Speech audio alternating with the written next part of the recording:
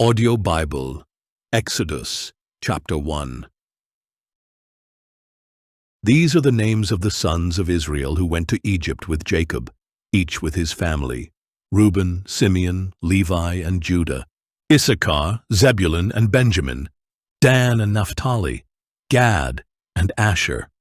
The descendants of Jacob numbered 70 in all, including Joseph, who was already in Egypt. Now Joseph and all his brothers and all that generation died, but the Israelites were fruitful and increased rapidly. They multiplied and became exceedingly numerous, so that the land was filled with them. Then a new king, who did not know Joseph, came to power in Egypt. "Look," he said to his people, "the Israelites have become too numerous and too powerful for us. Come, let us deal shrewdly with them, or they will increase even more. And if a war breaks out, they may join our enemies, fight against us, and leave the country." So the Egyptians appointed taskmasters over the Israelites to oppress them with forced labor.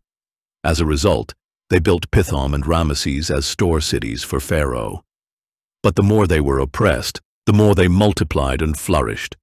So the Egyptians came to dread the Israelites.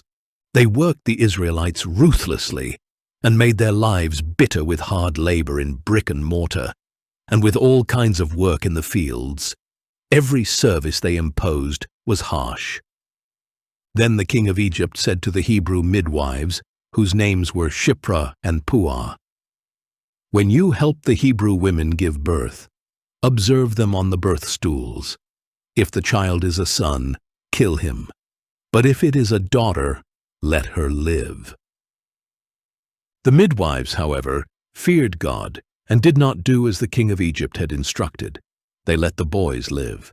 So the king of Egypt summoned the midwives and asked them, "Why have you done this? Why have you let the boys live?" The midwives answered Pharaoh, "The Hebrew women are not like the Egyptian women, for they are vigorous and give birth before a midwife arrives."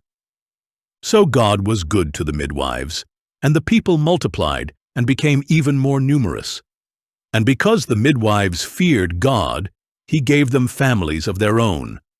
Then Pharaoh commanded all his people, "Every son born to the Hebrews you must throw into the Nile, but every daughter you may allow to live." Audio Bible, Exodus, chapter 2. Now a man of the house of Levi married a Levite woman, and she conceived and gave birth to a son. When she saw that he was a beautiful child, she hid him for 3 months.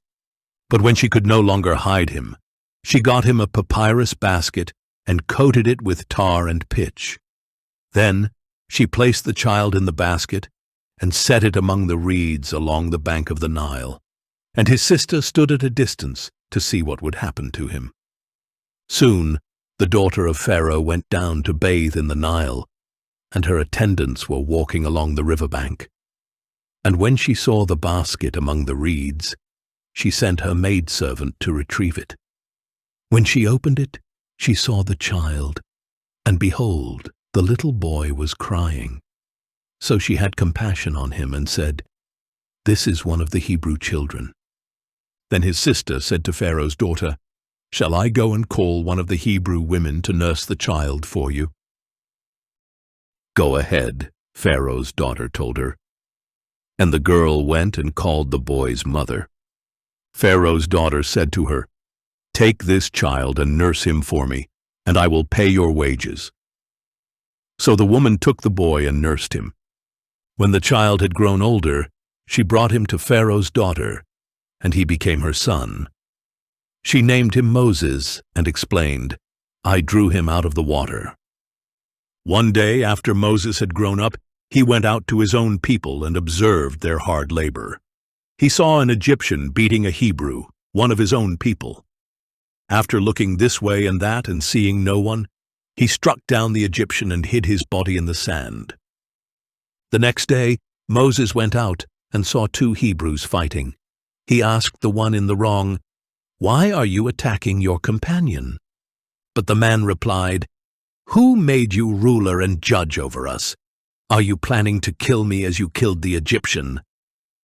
Then Moses was afraid and thought, This thing I have done has surely become known." When Pharaoh heard about this matter, he sought to kill Moses. But Moses fled from Pharaoh and settled in the land of Midian, where he sat down beside a well. Now the priest of Midian had 7 daughters, and they came to draw water and fill the troughs to water their father's flock. And when some shepherds came along and drove them away, Moses rose up to help them and watered their flock. When the daughters returned to their father Reuel, he asked them, "Why have you returned so early today?" "An Egyptian rescued us from the shepherds," they replied. "He even drew water for us and watered the flock." "So where is he?" their father asked. "Why did you leave the man behind? Invite him to have something to eat." Moses agreed to stay with the man, and he gave his daughter Zipporah to Moses in marriage. And she gave birth to a son, and Moses named him Gershom, saying, "I have become a foreigner in a foreign land." After a long time, the king of Egypt died. The Israelites groaned and cried out under their burden of slavery, and their cry for deliverance from bondage ascended to God. So God heard their groaning, and he remembered his covenant with Abraham, Isaac, and Jacob. God saw the Israelites and took notice. Audio Bible, Exodus, chapter 3. Meanwhile, Moses was shepherding the flock of his father-in-law Jethro, the priest of Midian. He led the flock to the far side of the wilderness and came to Horeb, the mountain of God. There the angel of the Lord appeared to him in a blazing fire from within a bush. Moses saw the bush ablaze with fire, but it was not consumed. So Moses thought, "I must go over and see this marvelous sight. Why is the bush not burning up?" When the Lord saw that he had gone over to look, God called out to him from within the bush, "Moses, Moses!" "Here I am," he answered. "Do not come any closer," God said. "Take off your sandals, for the place where you are standing is holy ground." Then he said, "I am the God of your father, the God of Abraham, the God of Isaac, and the God of Jacob." At this, Moses hid his face, for he was afraid to look at God. The Lord said, "I have indeed seen the affliction of my people in Egypt. I have heard them crying out because of their oppressors, and I am aware of their sufferings. I have come down to rescue them from the hand of the Egyptians, and to bring them up out of that land to a good and spacious land, a land flowing with milk and honey, the home of the Canaanites, Hittites, Amorites, Perizzites, Hivites, and Jebusites. And now the cry of the Israelites has reached me, and I have seen how severely the Egyptians are oppressing them. Therefore go, I am sending you to Pharaoh to bring my people the Israelites out of Egypt." But Moses asked God, "Who am I, that I should go to Pharaoh and bring the Israelites out of Egypt?" "I will surely be with you," God said, "and this will be the sign to you that I have sent you. When you have brought the people out of Egypt, all of you will worship God on this mountain." Then Moses asked God, "Suppose I go to the Israelites and say to them, 'The God of your fathers has sent me to you,' and they ask me, 'What is his name?' What should I tell them?" God said to Moses, "I am who I am. This is what you are to say to the Israelites, 'I am has sent me to you.'"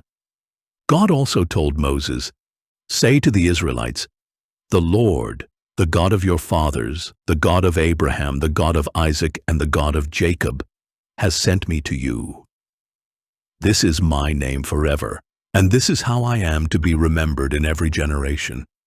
Go, assemble the elders of Israel and say to them, 'The Lord, the God of your fathers, the God of Abraham, Isaac, and Jacob, has appeared to me and said, I have surely attended to you and have seen what has been done to you in Egypt, and I have promised to bring you up out of your affliction in Egypt into the land of the Canaanites, Hittites, Amorites, Perizzites, Hivites, and Jebusites, a land flowing with milk and honey. The elders of Israel will listen to what you say, and you must go with them to the king of Egypt and tell him, 'The Lord, the God of the Hebrews, has met with us. Now please let us take a 3-day journey into the wilderness, so that we may sacrifice to the Lord our God. But I know that the king of Egypt will not allow you to go unless a mighty hand compels him. So I will stretch out my hand and strike the Egyptians with all the wonders I will perform among them. And after that he will release you. And I will grant this people such favor in the sight of the Egyptians that when you leave, you will not go away empty-handed. Every woman shall ask her neighbor, and any woman staying in her house for silver and gold jewelry and clothing, and you will put them on your sons and daughters. So you will plunder the Egyptians. Audio Bible, Exodus, chapter 4. Then Moses answered, "What if they do not believe me or listen to my voice? For they may say, 'The Lord has not appeared to you.'"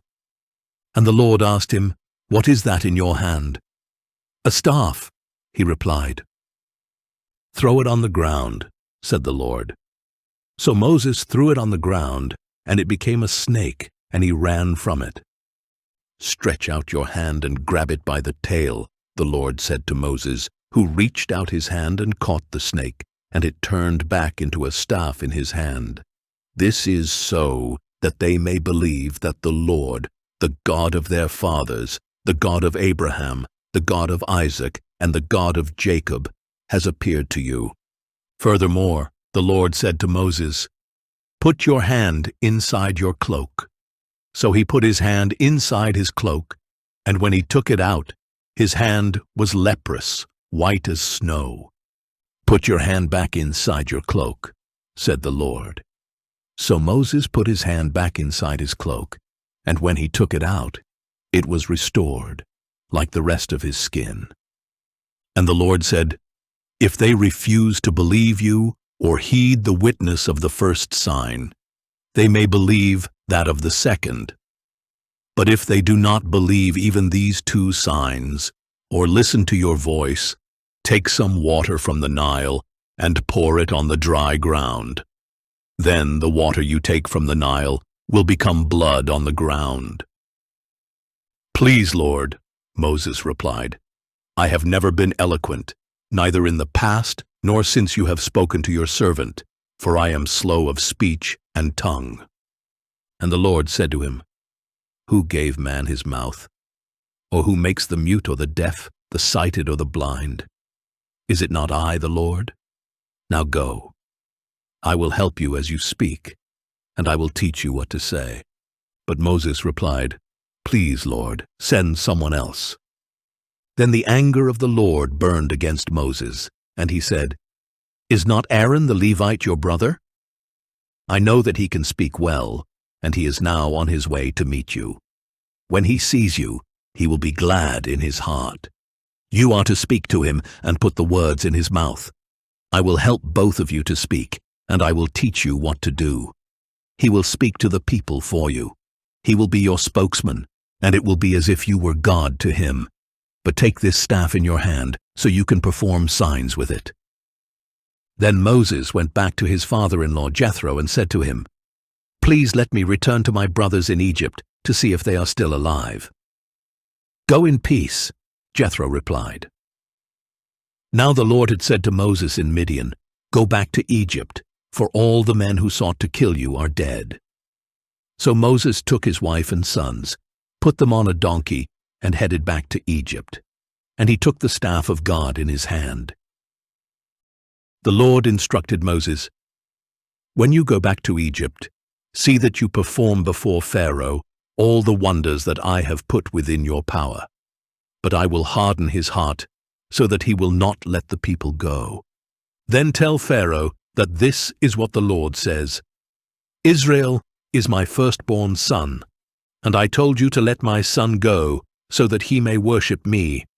But since you have refused to let him go, behold, I will kill your firstborn son."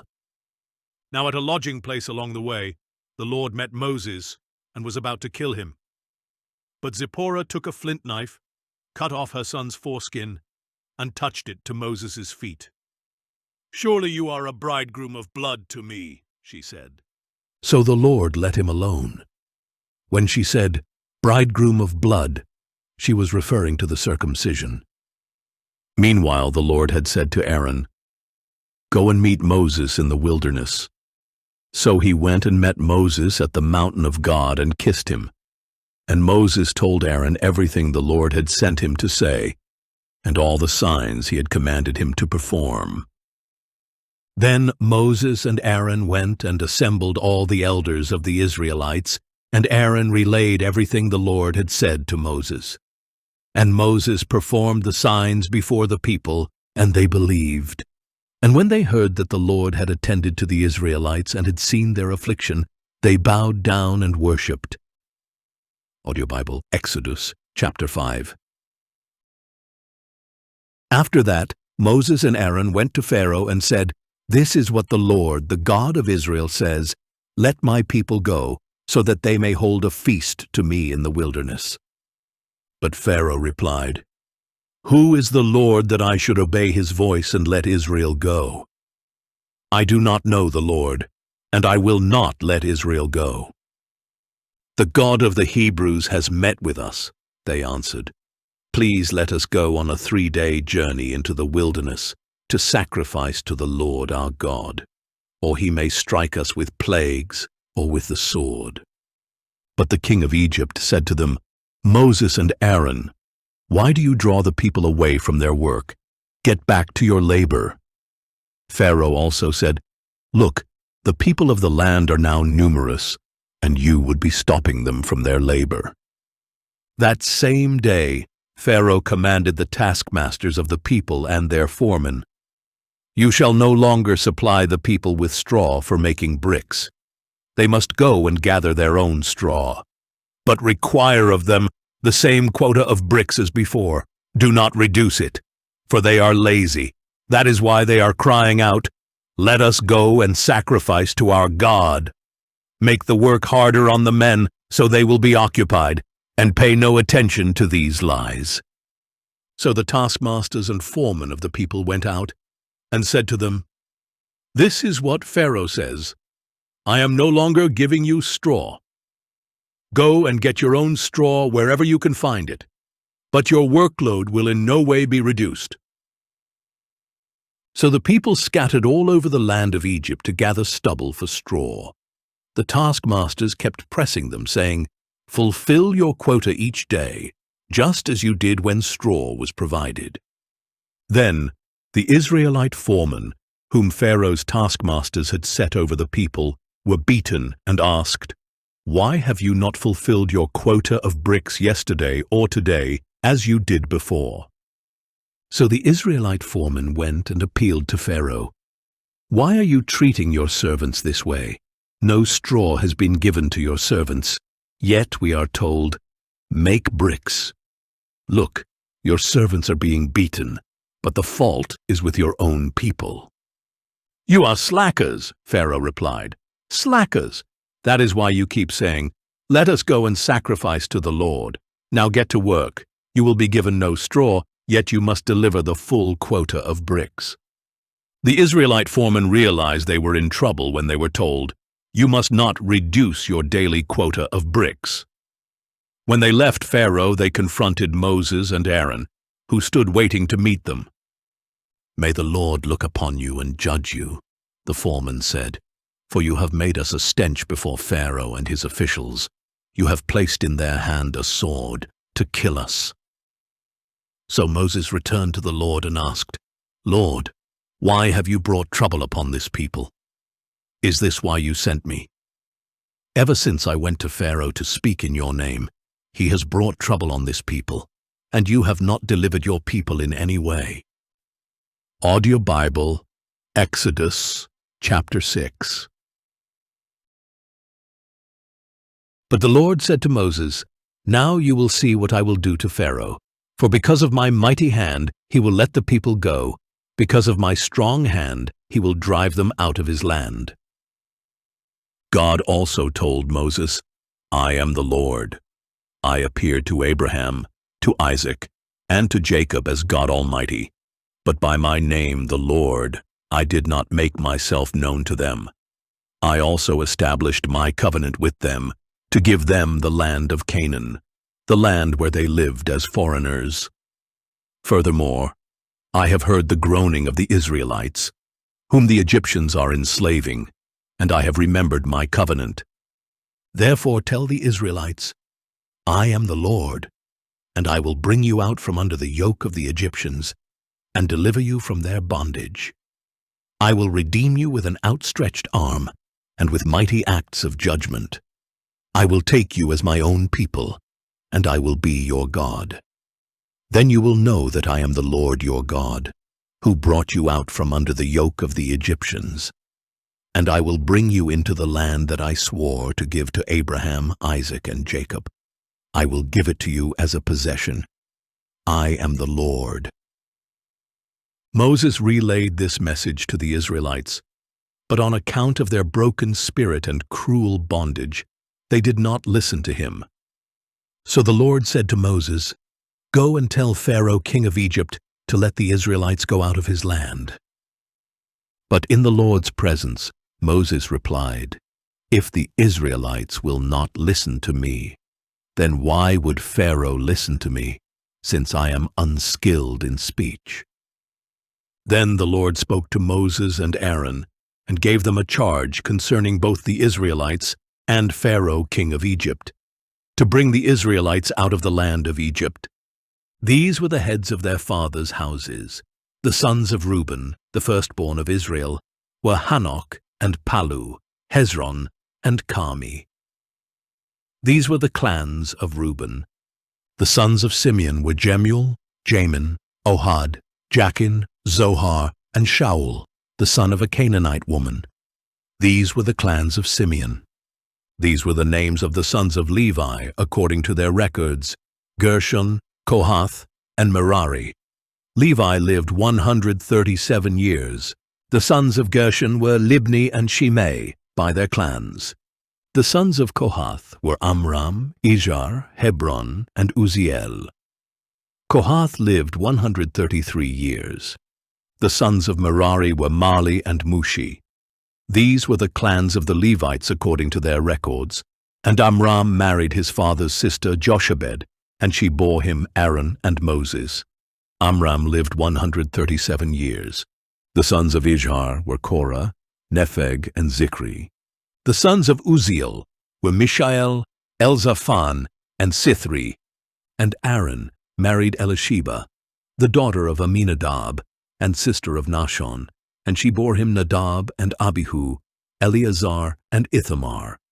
The sons of Korah were Asir, Elkanah, and Abiasaph.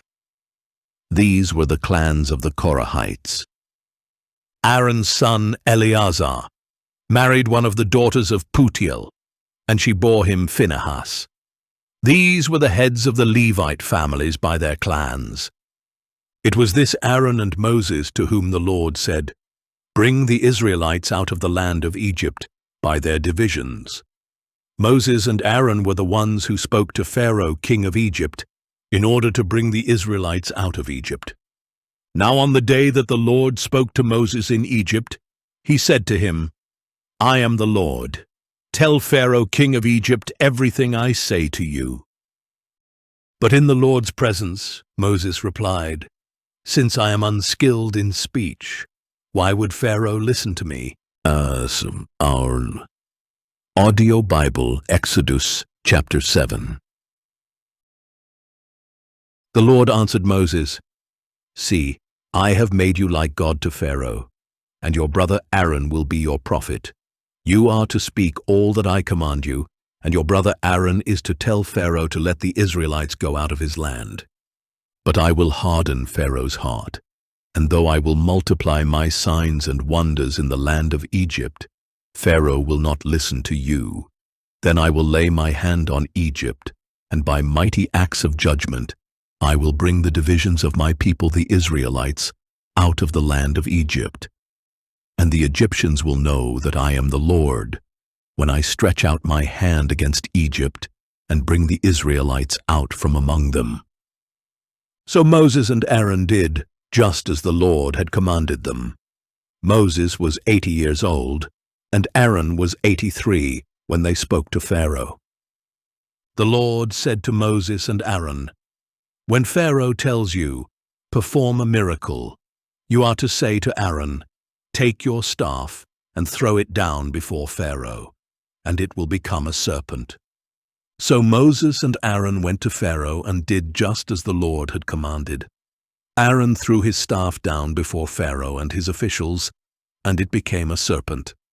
But Pharaoh called the wise men and sorcerers and magicians of Egypt, and they also did the same things by their magic arts. Each one threw down his staff, and it became a serpent. But Aaron's staff swallowed up the other staffs.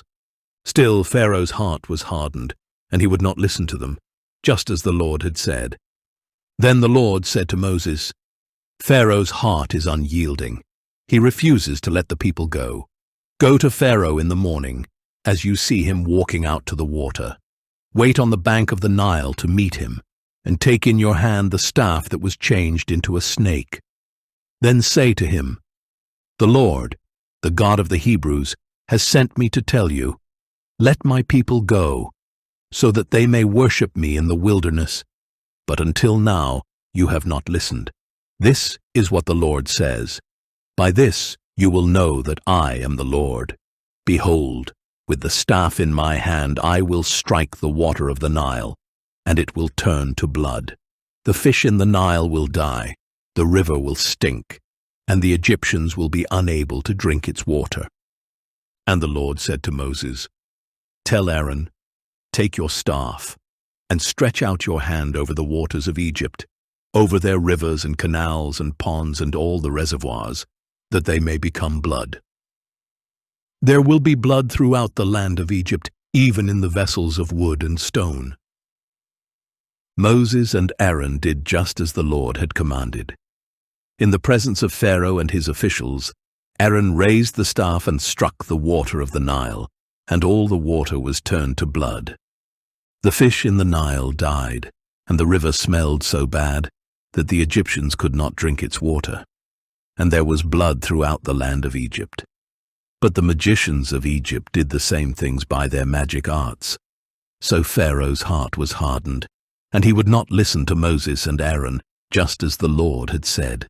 Instead, Pharaoh turned around, went into his palace, and did not take any of this to heart. So all the Egyptians dug around the Nile for water to drink, because they could not drink the water from the river. And 7 full days passed after the Lord had struck the Nile.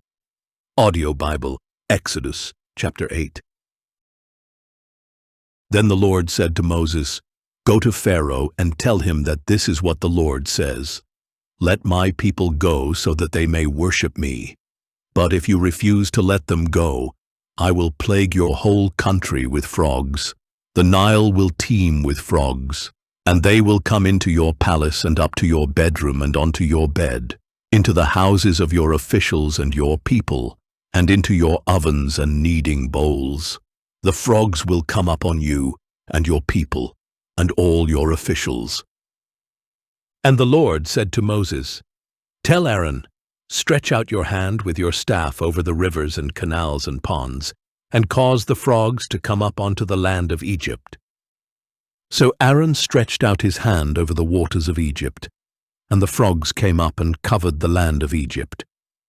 But the magicians did the same thing by their magic arts, and they also brought frogs up onto the land of Egypt. Pharaoh summoned Moses and Aaron and said, "Pray to the Lord to take the frogs away from me and my people.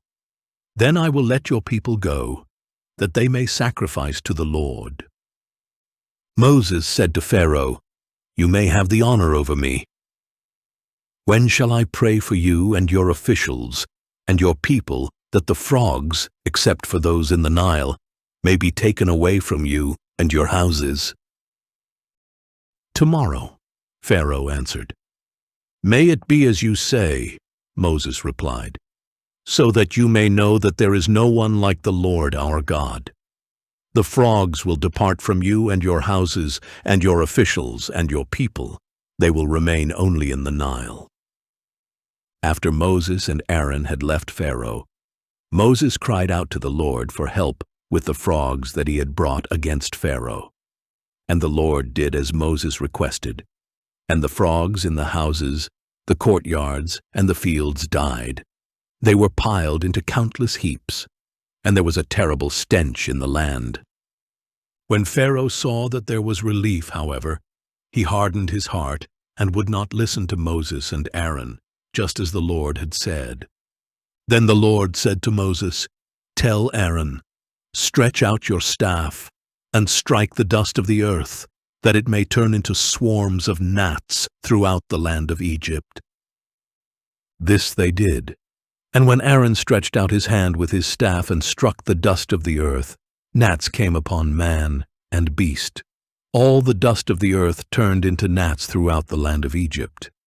The magicians tried to produce gnats using their magic arts, but they could not, and the gnats remained on man and beast. "This is the finger of God," the magicians said to Pharaoh. But Pharaoh's heart was hardened, and he would not listen to them, just as the Lord had said. Then the Lord said to Moses, "Get up early in the morning, and when Pharaoh goes out to the water, stand before him and tell him that this is what the Lord says. Let my people go, so that they may worship me.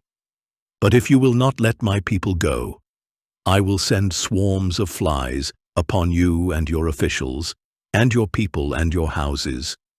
The houses of the Egyptians, and even the ground where they stand, will be full of flies.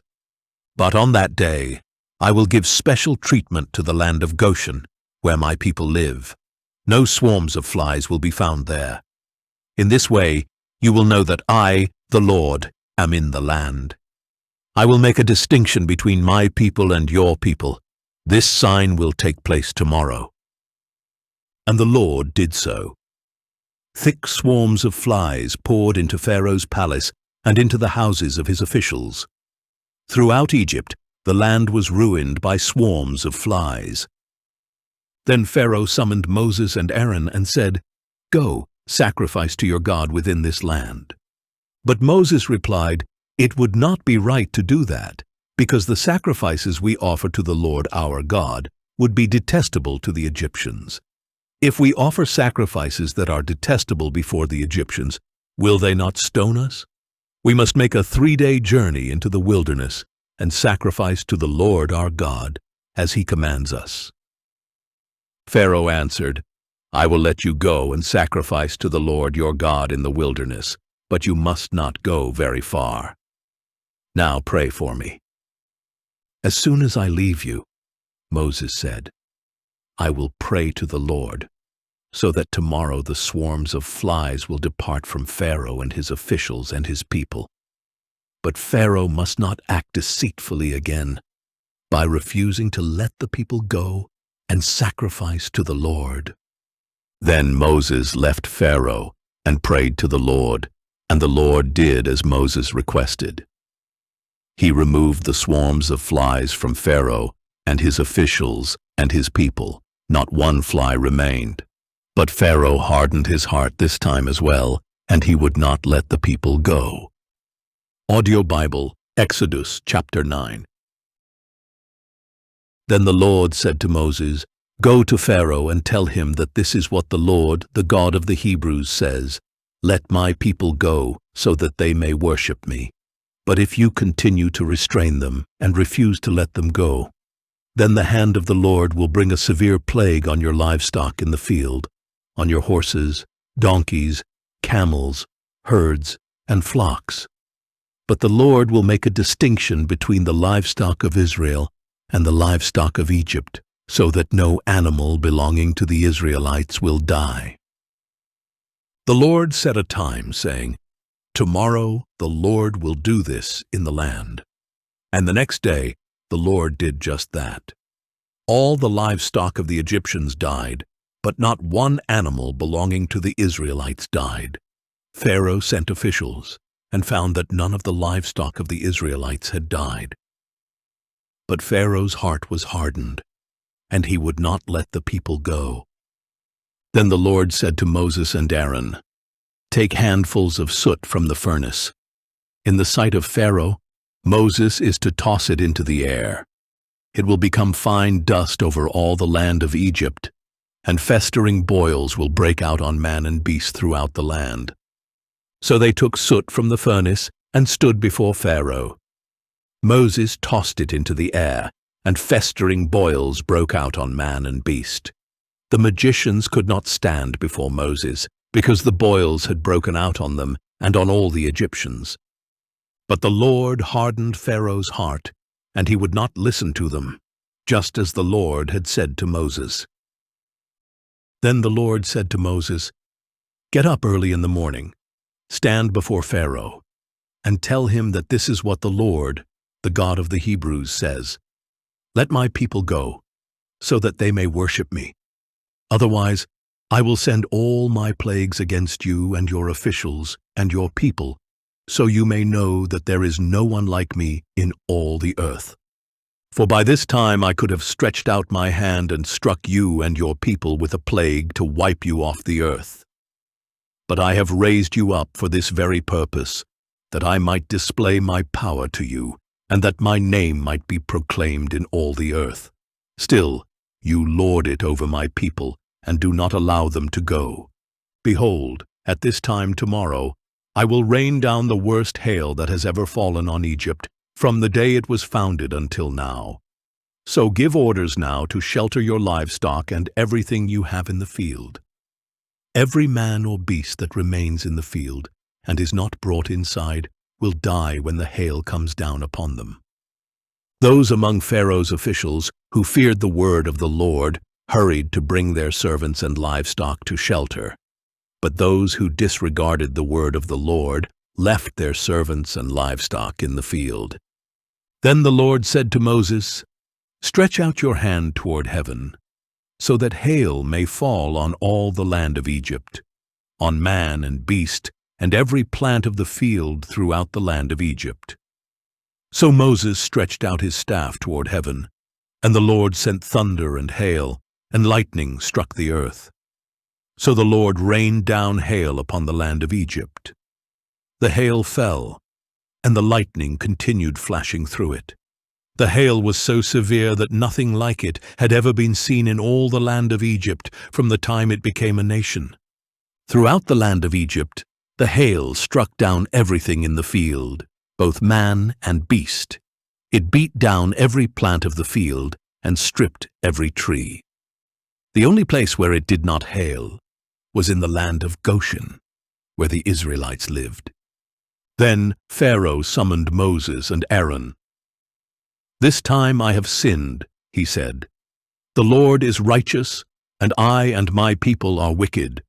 Pray to the Lord, for there has been enough of God's thunder and hail. I will let you go. You do not need to stay any longer." Moses said to him, "When I have left the city, I will spread out my hands to the Lord. The thunder will cease, and there will be no more hail, so that you may know that the earth is the Lord's. But as for you and your officials, I know that you still do not fear the Lord our God." Now the flax and barley were destroyed, since the barley was ripe and the flax was in bloom. But the wheat and spelt were not destroyed, because they are late crops. Then Moses departed from Pharaoh, went out of the city, and spread out his hands to the Lord. The thunder and hail ceased, and the rain no longer poured down on the land.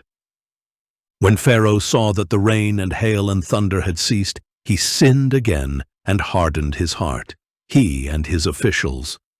So Pharaoh's heart was hardened, and he would not let the Israelites go, just as the Lord had said through Moses. Audio Bible, Exodus chapter 10. Then the Lord said to Moses, "Go to Pharaoh, for I have hardened his heart and the hearts of his officials, that I may perform these miraculous signs of mine among them, and that you may tell your children and grandchildren how severely I dealt with the Egyptians when I performed miraculous signs among them, so that all of you may know that I am the Lord." So Moses and Aaron went to Pharaoh and told him, "This is what the Lord, the God of the Hebrews, says. How long will you refuse to humble yourself before me? Let my people go, so that they may worship me. But if you refuse to let my people go, I will bring locusts into your territory tomorrow. They will cover the face of the land so that no one can see it. They will devour whatever is left after the hail and eat every tree that grows in your fields. They will fill your houses and the houses of all your officials and every Egyptian, something neither your fathers nor your grandfathers have seen since the day they came into this land." Then Moses turned and left Pharaoh's presence. Pharaoh's officials asked him, "How long will this man be a snare to us? Let the people go, so that they may worship the Lord their God.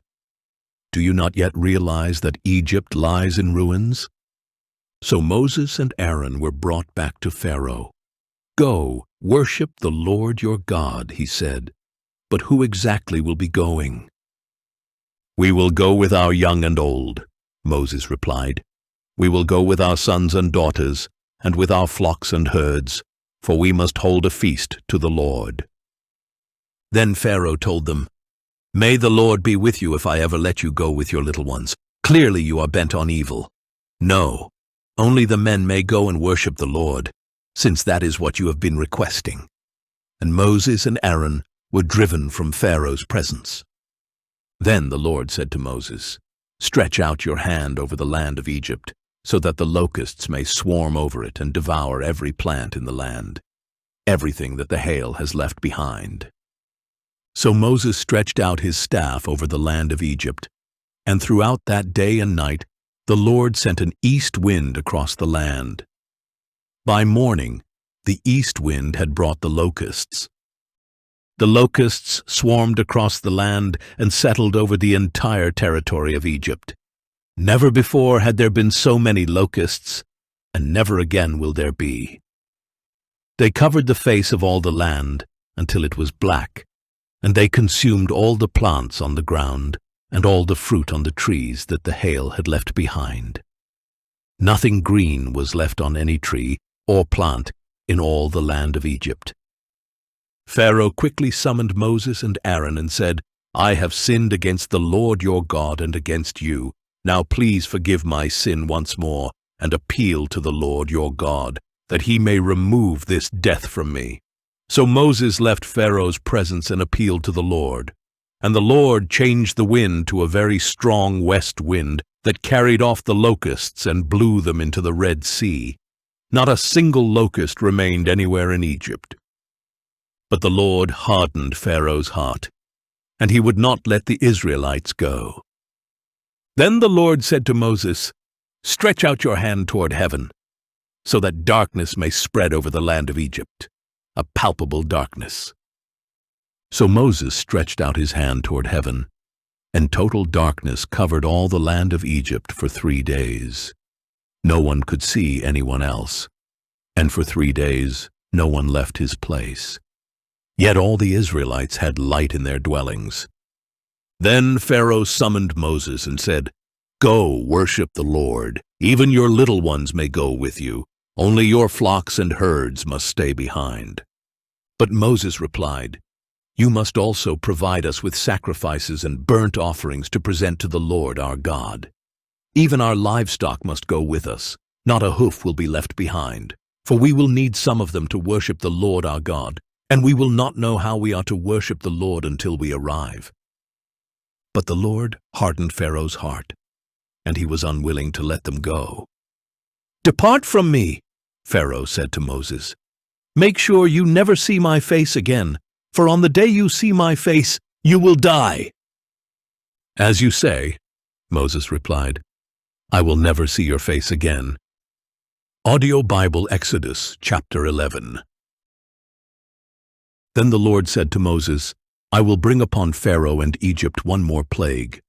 After that, he will allow you to leave this place, and when he lets you go, he will drive you out completely. Now announce to the people that men and women alike should ask their neighbors for articles of silver and gold."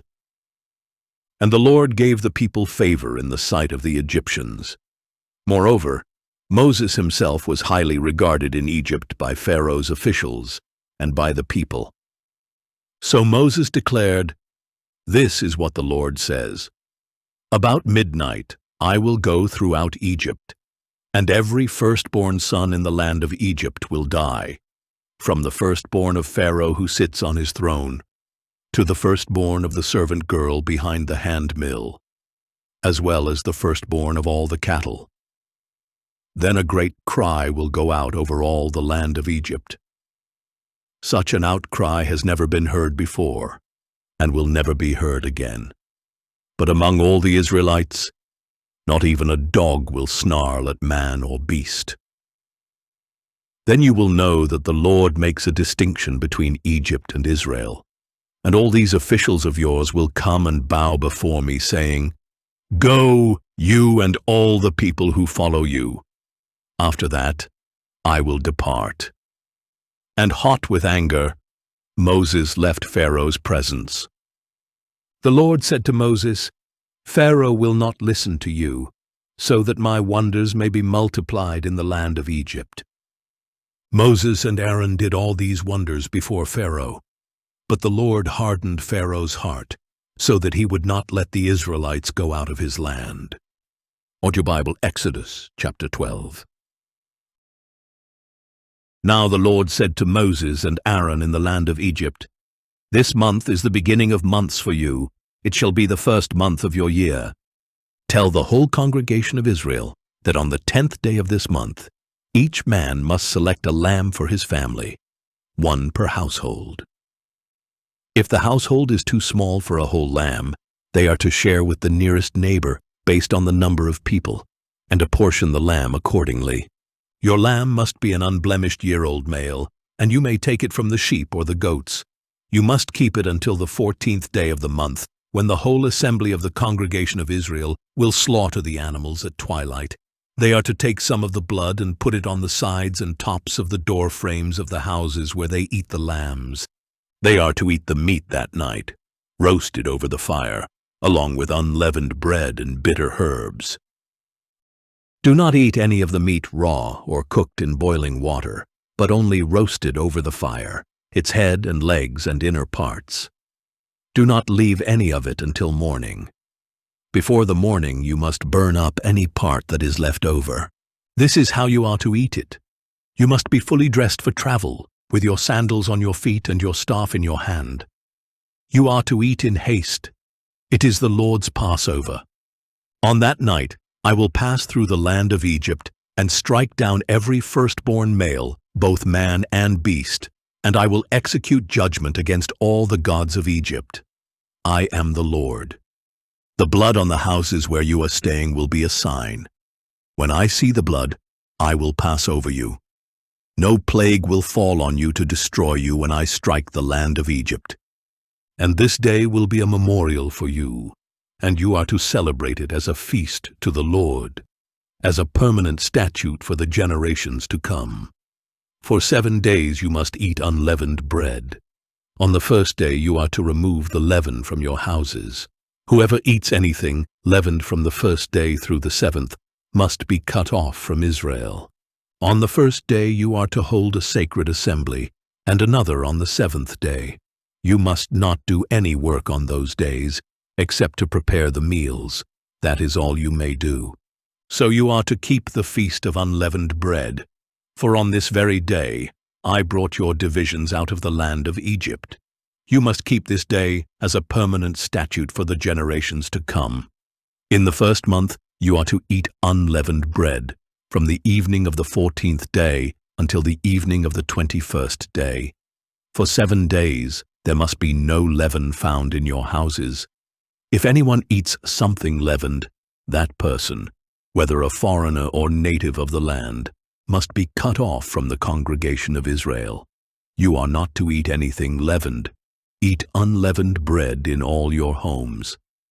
Then Moses summoned all the elders of Israel and told them, "Go at once and select for yourselves a lamb for each family, and slaughter the Passover lamb.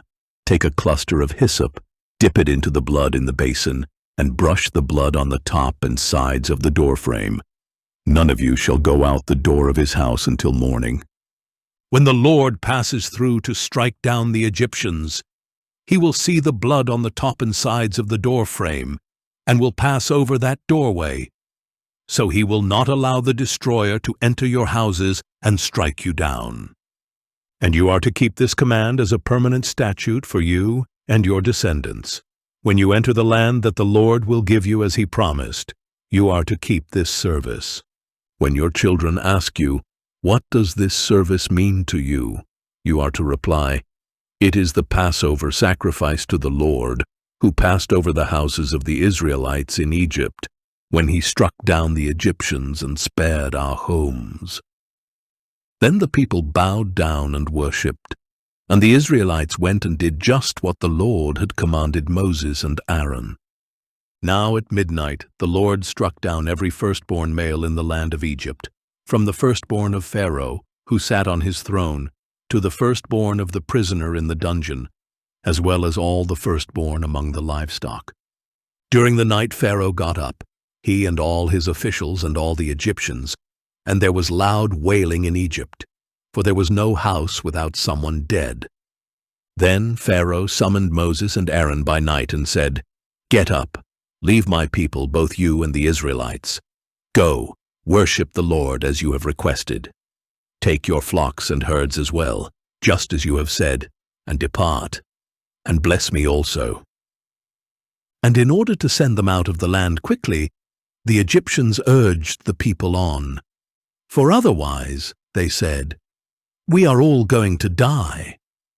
So the people took their dough before it was leavened, carrying it on their shoulders in kneading bowls wrapped in clothing. Furthermore, the Israelites acted on Moses' word and asked the Egyptians for articles of silver and gold and for clothing. And the Lord gave the people such favor in the sight of the Egyptians that they granted their request. In this way they plundered the Egyptians.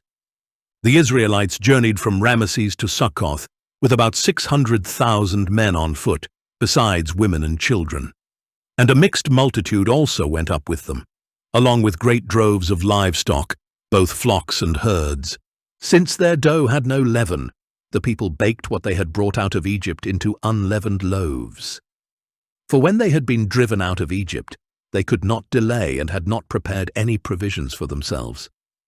Now the duration of the Israelites' stay in Egypt was 430 years.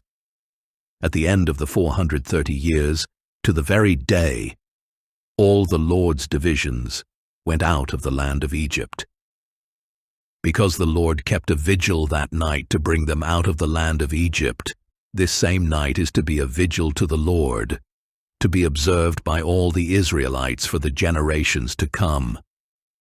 And the Lord said to Moses and Aaron, "This is the statute of the Passover. No foreigner is to eat of it, but any slave who has been purchased may eat of it, after you have circumcised him. A temporary resident or hired hand shall not eat the Passover. It must be eaten inside one house. You are not to take any of the meat outside the house, and you may not break any of the bones. The whole congregation of Israel must celebrate it. If a foreigner resides with you and wants to celebrate the Lord's Passover, all the males in the household must be circumcised. Then he may come near to celebrate it, and he shall be like a native of the land. But no uncircumcised man may eat of it.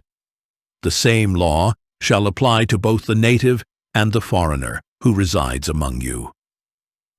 Then all the Israelites did this. They did just as the Lord had commanded Moses and Aaron. And on that very day the Lord brought the Israelites out of the land of Egypt by their divisions. Audio Bible, Exodus, chapter 13. Then the Lord said to Moses, "Consecrate to me every firstborn male. The firstborn from every womb among the Israelites belongs to me, both of man and beast." So Moses told the people, "Remember this day, the day you came out of Egypt, out of the house of slavery. For the Lord brought you out of it by the strength of his hand, and nothing leavened shall be eaten. Today, in the month of Abib, you are leaving. And when the Lord brings you into the land of the Canaanites, Hittites, Amorites, Hivites, and Jebusites, the land he swore to your fathers that he would give you, a land flowing with milk and honey, you shall keep this service in this month.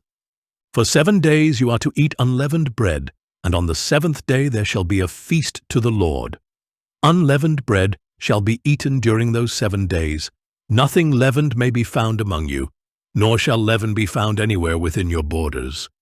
And on that day you are to explain to your son, "This is because of what the Lord did for me when I came out of Egypt. It shall be a sign for you on your hand, and a reminder on your forehead, that the law of the Lord is to be on your lips. For with a mighty hand the Lord brought you out of Egypt. Therefore you shall keep this statute at the appointed time, year after year. And after the Lord brings you into the land of the Canaanites, and gives it to you, as he swore to you and your fathers, you are to present to the Lord the firstborn male of every womb. All the firstborn males of your livestock belong to the Lord.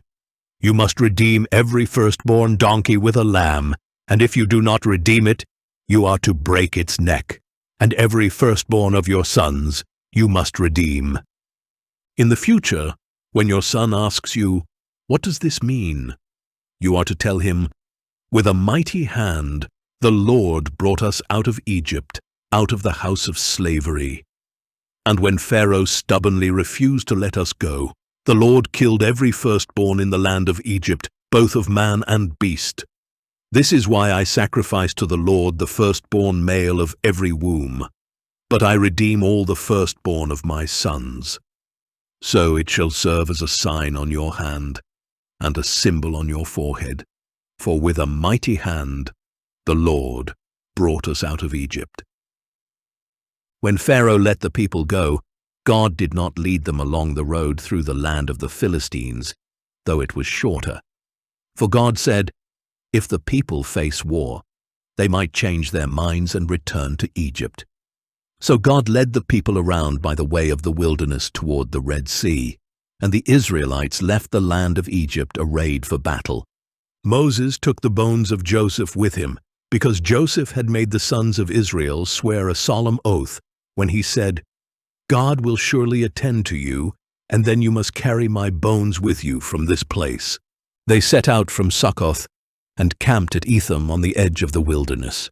And the Lord went before them in a pillar of cloud to guide their way by day, and in a pillar of fire to give them light by night, so that they could travel by day or night. Neither the pillar of cloud by day, nor the pillar of fire by night, left its place before the people." It's an Audio Bible, Exodus chapter 14. Then the Lord said to Moses, "Tell the Israelites to turn back and encamp before Pihahiroth, between Migdol and the sea. You are to encamp by the sea, directly opposite Baal-Zephon. For Pharaoh will say of the Israelites, 'They are wandering the land in confusion. The wilderness has boxed them in.' And I will harden Pharaoh's heart so that he will pursue them. But I will gain honor by means of Pharaoh and all his army, and the Egyptians will know that I am the Lord." So this is what the Israelites did. When the king of Egypt was told that the people had fled, Pharaoh and his officials changed their minds about them and said, "What have we done? We have released Israel from serving us." So Pharaoh prepared his chariot and took his army with him. He took 600 of the best chariots and all the other chariots of Egypt, with officers over all of them. And the Lord hardened the heart of Pharaoh, king of Egypt, so that he pursued the Israelites, who were marching out defiantly. The Egyptians, all Pharaoh's horses and chariots, horsemen and troops, pursued the Israelites and overtook them as they camped by the sea, near Pi-hahiroth, opposite Baal-Zephon. As Pharaoh approached, the Israelites looked up and saw the Egyptians marching after them, and they were terrified and cried out to the Lord. They said to Moses, Was it because there were no graves in Egypt that you brought us into the wilderness to die? What have you done to us by bringing us out of Egypt? Did we not say to you in Egypt, 'Leave us alone so that we may serve the Egyptians'? For it would have been better for us to serve the Egyptians than to die in the wilderness." But Moses told the people, "Do not be afraid. Stand firm, and you will see the Lord's salvation, which he will accomplish for you today. For the Egyptians you see today, you will never see again. The Lord will fight for you. You need only to be still." Then the Lord said to Moses, "Why are you crying out to me? Tell the Israelites to go forward. And as for you, lift up your staff and stretch out your hand over the sea and divide it, so that the Israelites can go through the sea on dry ground. And I will harden the hearts of the Egyptians, so that they will go in after them. Then I will gain honor by means of Pharaoh and all his army and chariots and horsemen. The Egyptians will know that I am the Lord, when I am honored through Pharaoh, his chariots, and his horsemen."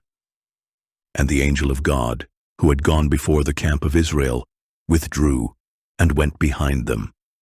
The pillar of cloud also moved from before them and stood behind them, so that it came between the camps of Egypt and Israel. The cloud was there in the darkness, but it lit up the night. So all night long neither camp went near the other. Then Moses stretched out his hand over the sea, and all that night the Lord drove back the sea with a strong east wind that turned it into dry land. So the waters were divided, and the Israelites went through the sea on dry ground, with walls of water on their right and on their left. And the Egyptians chased after them, all Pharaoh's horses, chariots, and horsemen, and followed them into the sea. At morning watch, however, the Lord looked down on the army of the Egyptians from the pillar of fire and cloud, and he threw their camp into confusion. He caused their chariot wheels to wobble so that they had difficulty driving. "Let us flee from the Israelites," said the Egyptians, "for the Lord is fighting for them against Egypt." Then the Lord said to Moses, "Stretch out your hand over the sea, so that the waters may flow back over the Egyptians and their chariots and horsemen." So Moses stretched out his hand over the sea, and at daybreak the sea returned to its normal state. As the Egyptians were retreating, the Lord swept them into the sea. The waters flowed back and covered the chariots and horsemen, the entire army of Pharaoh that had chased the Israelites into the sea. Not one of them survived. But the Israelites had walked through the sea on dry ground, with walls of water on their right and on their left.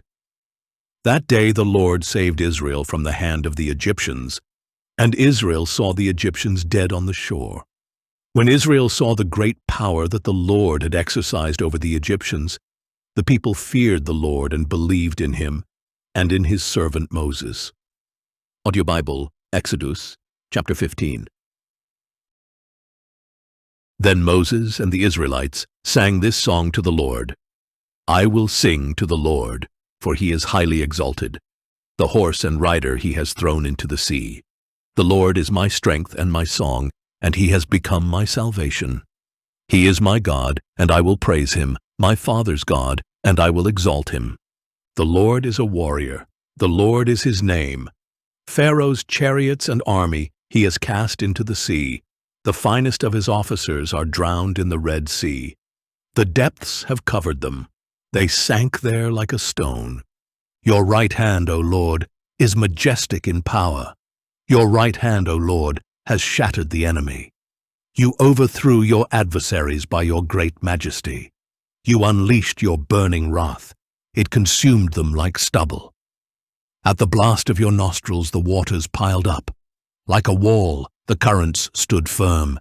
The depths congealed in the heart of the sea. The enemy declared, "I will pursue, I will overtake. I will divide the spoils. I will gorge myself on them. I will draw my sword. My hand will destroy them." But you blew with your breath, and the sea covered them. They sank like lead in the mighty waters. Who among the gods is like you, O Lord? Who is like you, majestic in holiness, revered with praises, performing wonders. You stretched out your right hand, and the earth swallowed them up. With loving devotion, you will lead the people you have redeemed. With your strength, you will guide them to your holy dwelling. The nations will hear and tremble. Anguish will grip the dwellers of Philistia. Then the chiefs of Edom will be dismayed. Trembling will seize the leaders of Moab. Those who dwell in Canaan will melt away, and terror and dread will fall on them. By the power of your arm, they will be as still as a stone until your people pass by, O Lord, until the people you have bought pass by. You will bring them in and plant them on the mountain of your inheritance, the place, O Lord, you have prepared for your dwelling, the sanctuary, O Lord, your hands have established. The Lord will reign forever and ever. For when Pharaoh's horses, chariots, and horsemen went into the sea, the Lord brought the waters of the sea back over them. But the Israelites walked through the sea on dry ground. Then Miriam the prophetess, Aaron's sister, took a tambourine in her hand, and all the women followed her with tambourines and dancing. And Miriam sang back to them, "Sing to the Lord, for he is highly exalted. The horse and rider he has thrown into the sea." Then Moses led Israel from the Red Sea, and they went out into the desert of Shur. For 3 days they walked in the desert without finding water, and when they came to Marah, they could not drink the water there because it was bitter. That is why it was named Marah. So the people grumbled against Moses, saying, "What are we to drink?" And Moses cried out to the Lord, and the Lord showed him a log. And when he cast it into the waters, they were sweetened.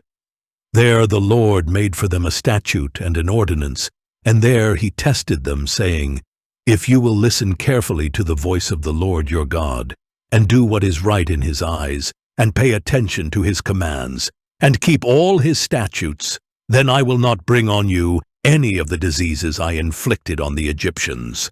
For I am the Lord who heals you." Then they came to Elim, where there were 12 springs of water and 70 palm trees, and they camped there by the waters. Audio Bible, Exodus chapter 16. On the 15th day of the 2nd month after they had left the land of Egypt, the whole congregation of Israel set out from Elim and came to the desert of Sin, which is between Elim and Sinai. And there in the desert, the whole congregation of Israel grumbled against Moses and Aaron. "If only we had died by the Lord's hand in the land of Egypt," they said. "There we sat by pots of meat and ate our fill of bread. But you have brought us into this desert to starve this whole assembly to death." Then the Lord said to Moses, "Behold, I will rain down bread from heaven for you. Each day the people are to go out and gather enough for that day. In this way I will test whether or not they will follow my instructions. Then on the 6th day, when they prepare what they bring in, it will be twice as much as they gather on the other days." So Moses and Aaron said to all the Israelites, "This evening you will know that it was the Lord who brought you out of the land of Egypt. And in the morning you will see the Lord's glory, because he has heard your grumbling against him. For who are we that you should grumble against us?" And Moses added, "The Lord will give you meat to eat this evening, and bread to fill you in the morning. For he has heard your grumbling against him. Who are we?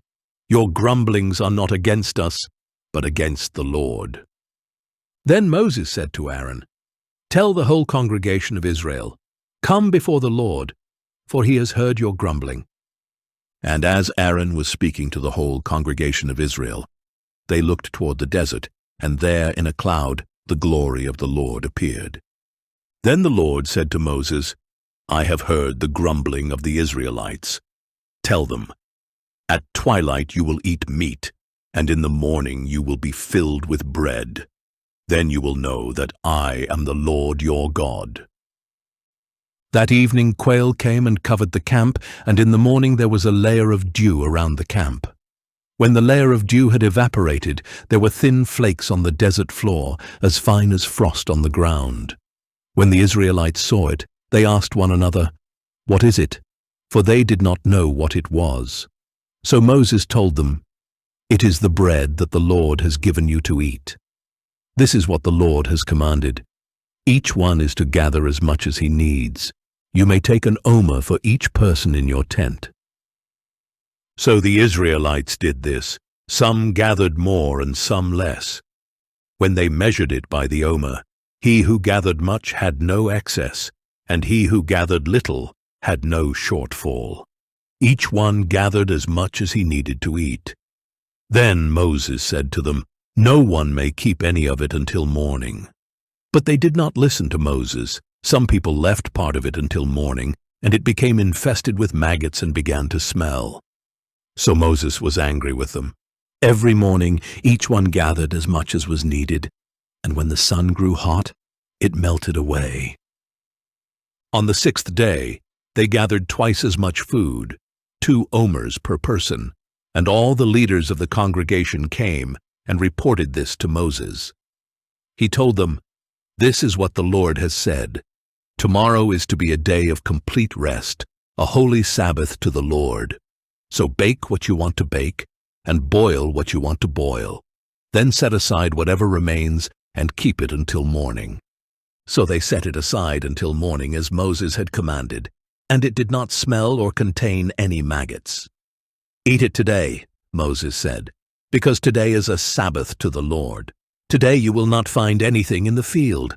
For 6 days you may gather, but on the 7th day, the Sabbath, it will not be there." Yet on the 7th day some of the people went out to gather, but they did not find anything. Then the Lord said to Moses, "How long will you refuse to keep my commandments and instructions? Understand that the Lord has given you the Sabbath. That is why, on the 6th day, he will give you bread for 2 days. On the 7th day, everyone must stay where he is. No one may leave his place."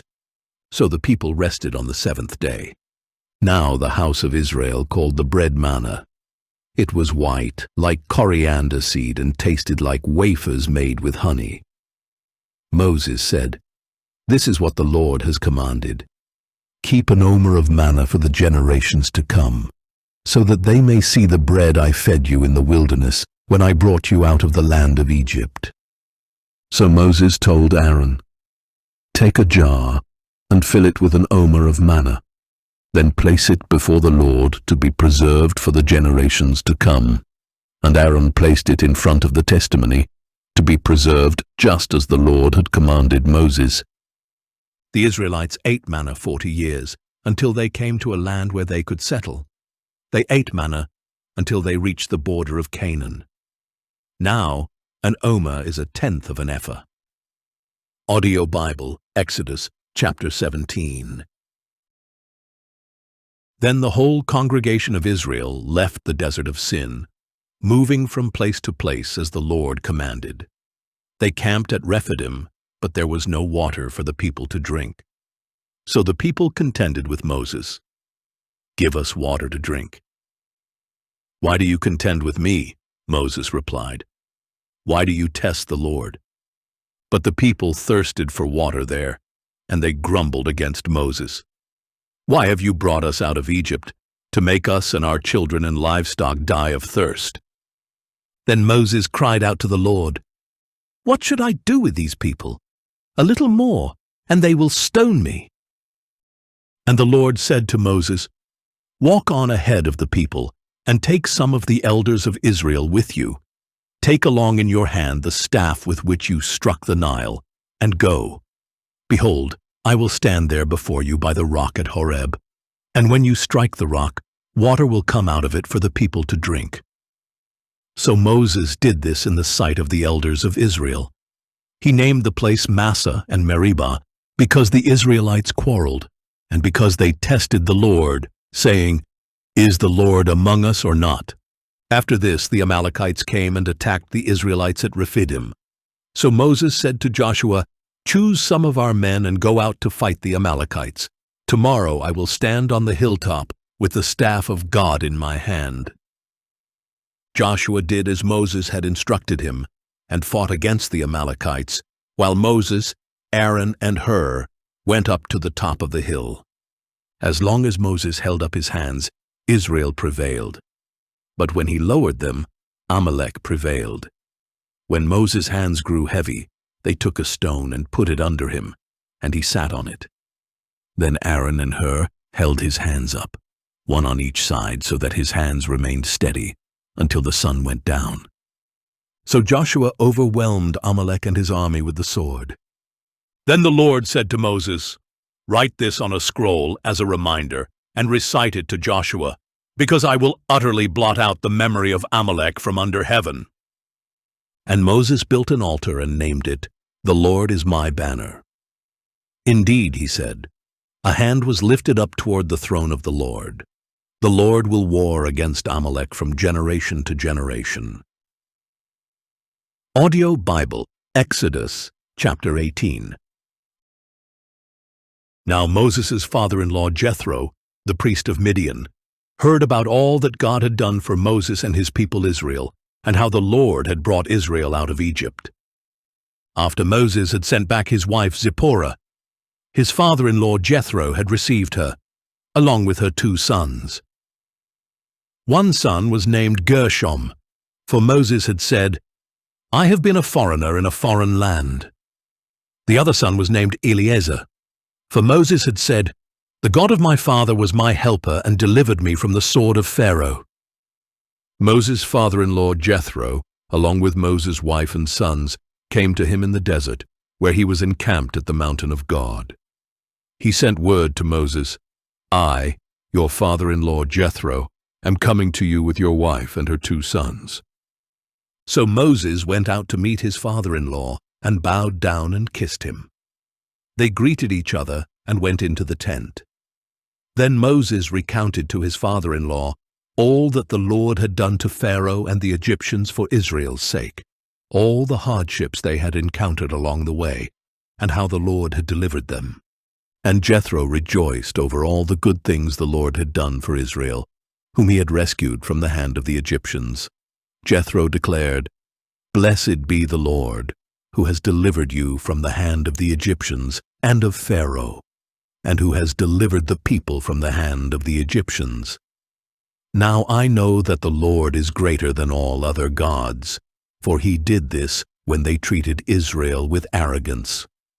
Then Moses' father-in-law Jethro brought a burnt offering and sacrifices to God. And Aaron came with all the elders of Israel to eat bread with Moses' father-in-law in the presence of God.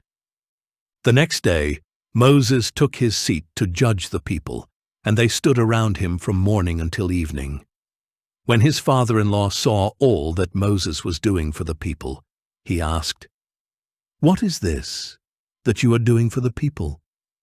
Why do you sit alone as judge, with all the people standing around you from morning till evening?" "Because the people come to me to inquire of God," Moses replied. "Whenever they have a dispute, it is brought to me to judge between one man and another, and I make known to them the statutes and laws of God." But Moses' father-in-law said to him, "What you are doing is not good. Surely you and these people with you will wear yourselves out, because the task is too heavy for you. You cannot handle it alone. Now listen to me. I will give you some advice, and may God be with you.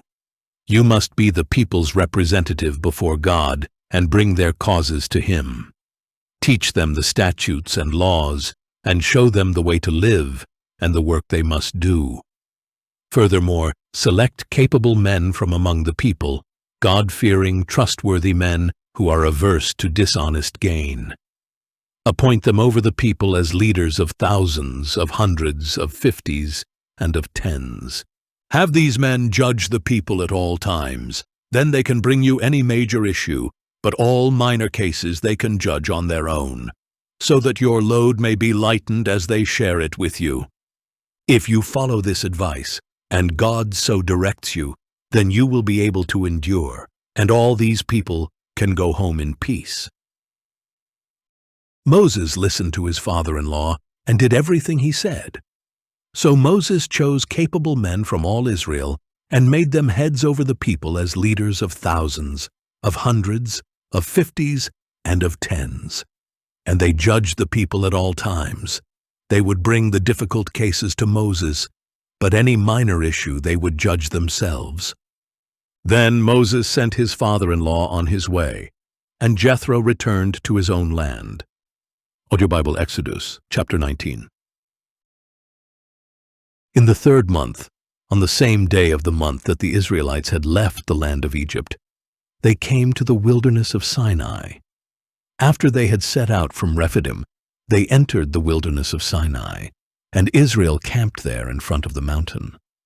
Then Moses went up to God, and the Lord called to him from the mountain, "This is what you are to tell the house of Jacob, and explain to the sons of Israel. You have seen for yourselves what I did to Egypt, and how I carried you on eagle's wings and brought you to myself. Now if you will indeed obey my voice and keep my covenant, you will be my treasured possession out of all the nations, for the whole earth is mine. And unto me you shall be a kingdom of priests and a holy nation." These are the words that you are to speak to the Israelites. So Moses went back and summoned the elders of the people and set before them all these words that the Lord had commanded him. And all the people answered together, "We will do everything that the Lord has spoken." So Moses brought their words back to the Lord. The Lord said to Moses, "Behold, I will come to you in a dense cloud, so that the people will hear when I speak with you, and they will always put their trust in you." And Moses relayed to the Lord what the people had said. Then the Lord said to Moses, "Go to the people and consecrate them today and tomorrow. They must wash their clothes and be prepared by the 3rd day, for on the 3rd day the Lord will come down on Mount Sinai in the sight of all the people.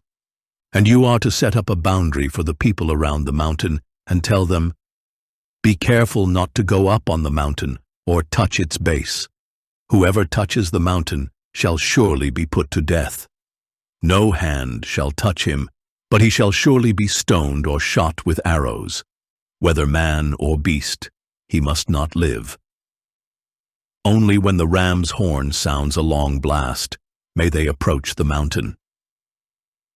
When Moses came down from the mountain to the people, he consecrated them, and they washed their clothes.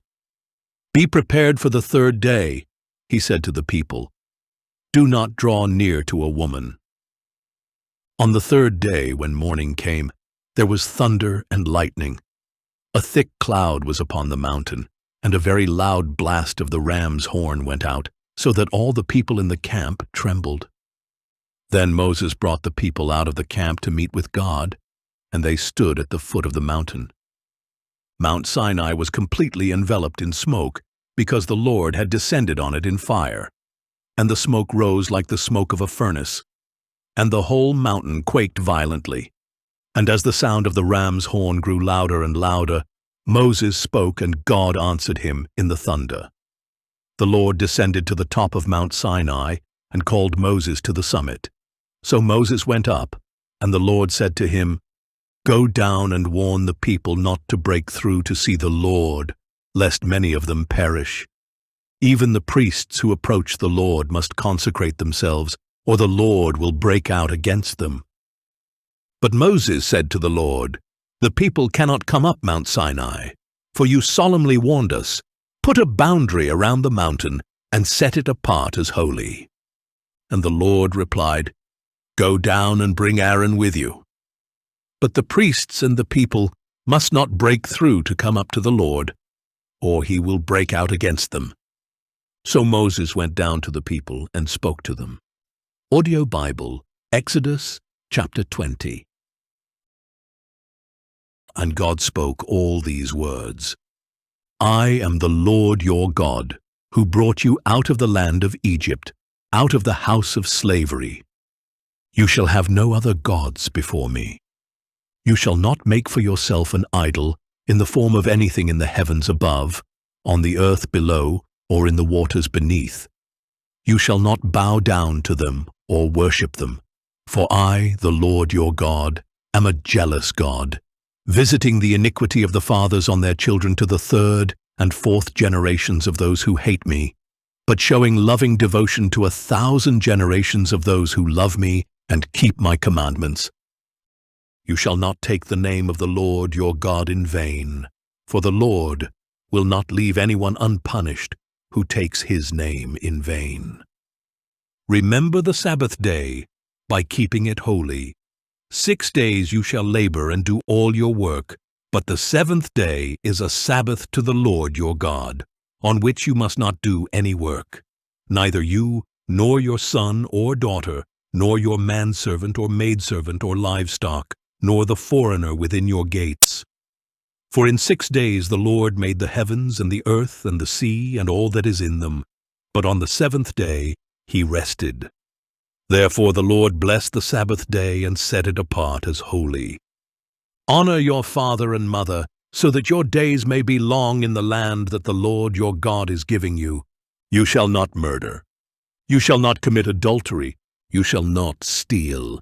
You shall not bear false witness against your neighbor.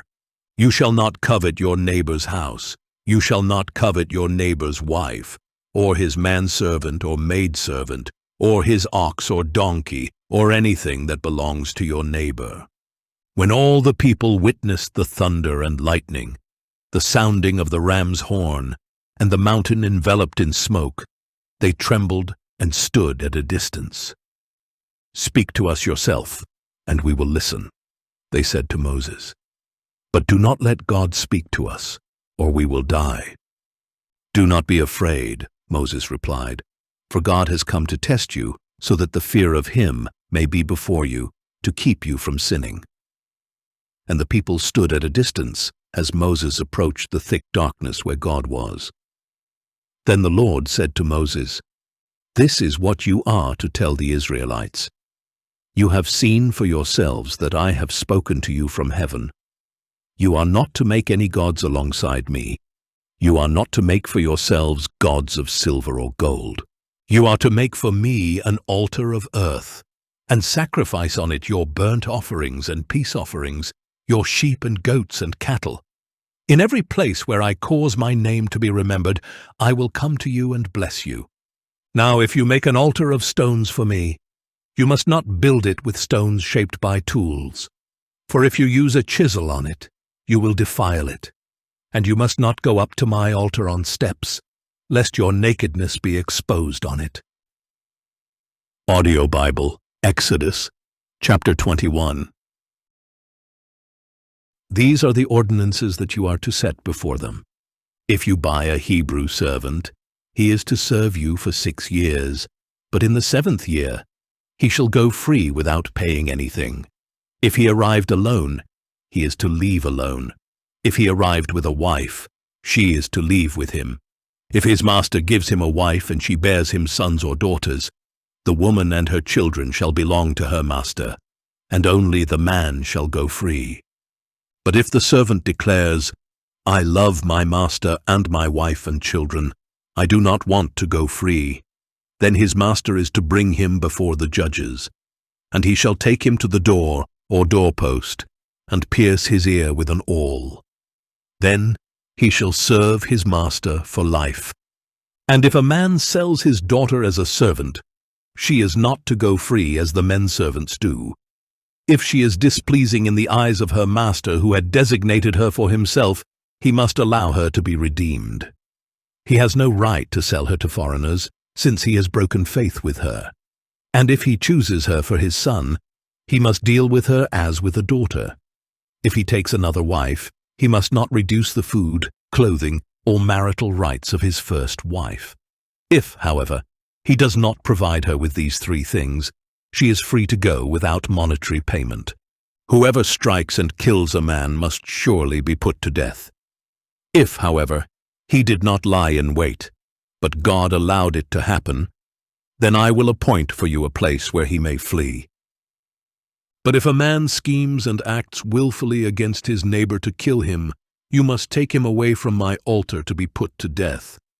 Whoever strikes his father or mother must surely be put to death. Whoever kidnaps another man must be put to death, whether he sells him or the man is found in his possession. Anyone who curses his father or mother must surely be put to death. If men are quarreling and one strikes the other with a stone or a fist, and he does not die but is confined to bed, then the one who struck him shall go unpunished, as long as the other can get up and walk around outside with his staff. Nevertheless, he must compensate the man for his lost work and see that he is completely healed. If a man strikes his manservant or maidservant with a rod, and the servant dies by his hand, he shall surely be punished. However, if the servant gets up after a day or two, the owner shall not be punished, since the servant is his property. If men who are fighting strike a pregnant woman, and her child is born prematurely, but there is no further injury, he shall surely be fined, as the woman's husband demands, and as the court allows. But if a serious injury results, then you must require a life for a life, eye for eye, tooth for tooth, hand for hand, foot for foot, burn for burn, wound for wound, and stripe for stripe. If a man strikes and blinds the eye of his manservant or maidservant, he must let the servant go free as compensation for the eye. And if he knocks out the tooth of his manservant or maidservant, he must let the servant go free as compensation for the tooth. If an ox gores a man or woman to death, the ox must surely be stoned, and its meat must not be eaten. But the owner of the ox shall not be held responsible.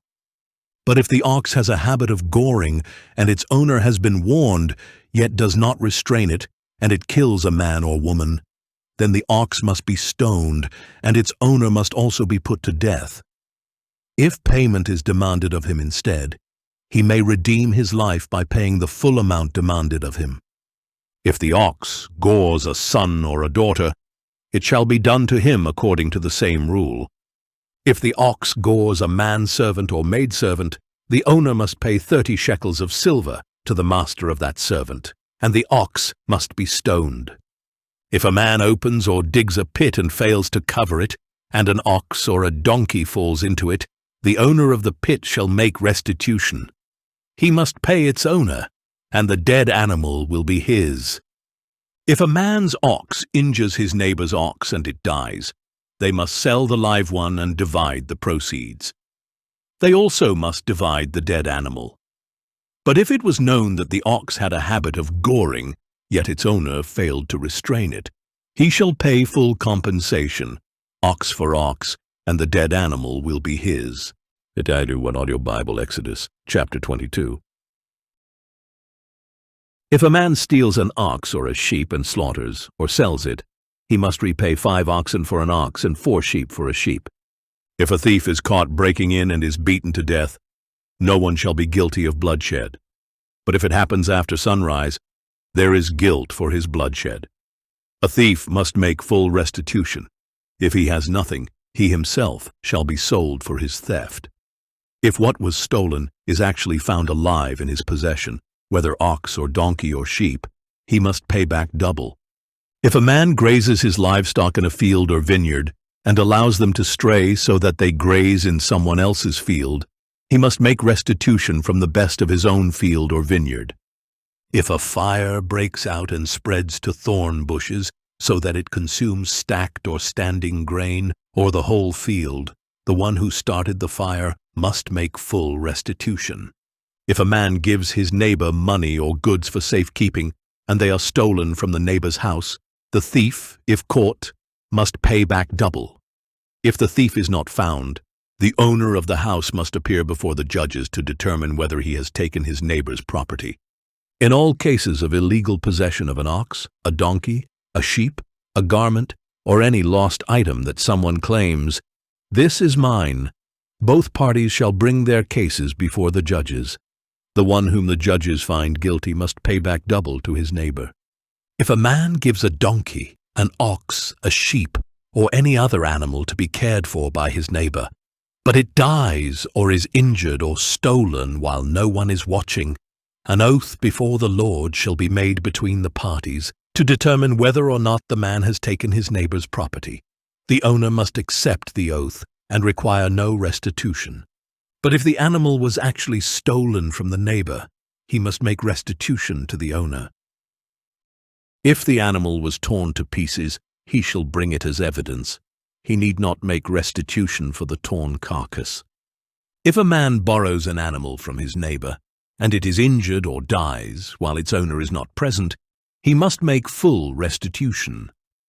If the owner was present, no restitution is required.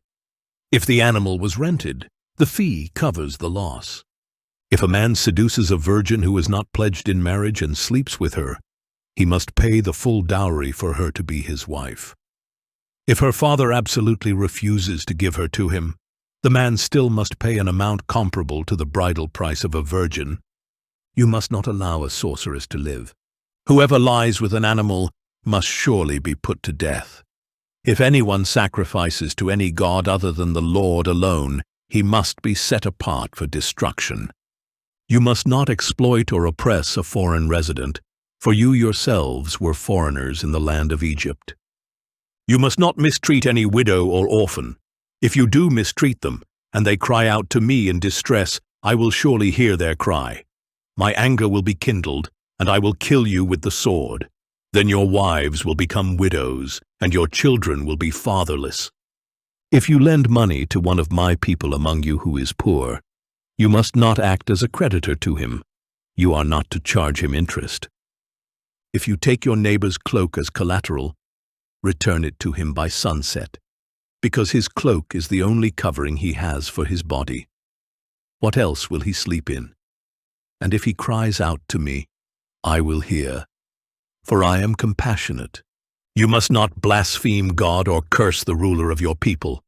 You must not hold back offerings from your granaries or vats. You are to give me the firstborn of your sons. You shall do likewise with your cattle and your sheep. Let them stay with their mothers for 7 days, but on the 8th day you are to give them to me. You are to be my holy people. You must not eat the meat of a mauled animal found in the field. You are to throw it to the dogs. Audio Bible, Exodus chapter 23.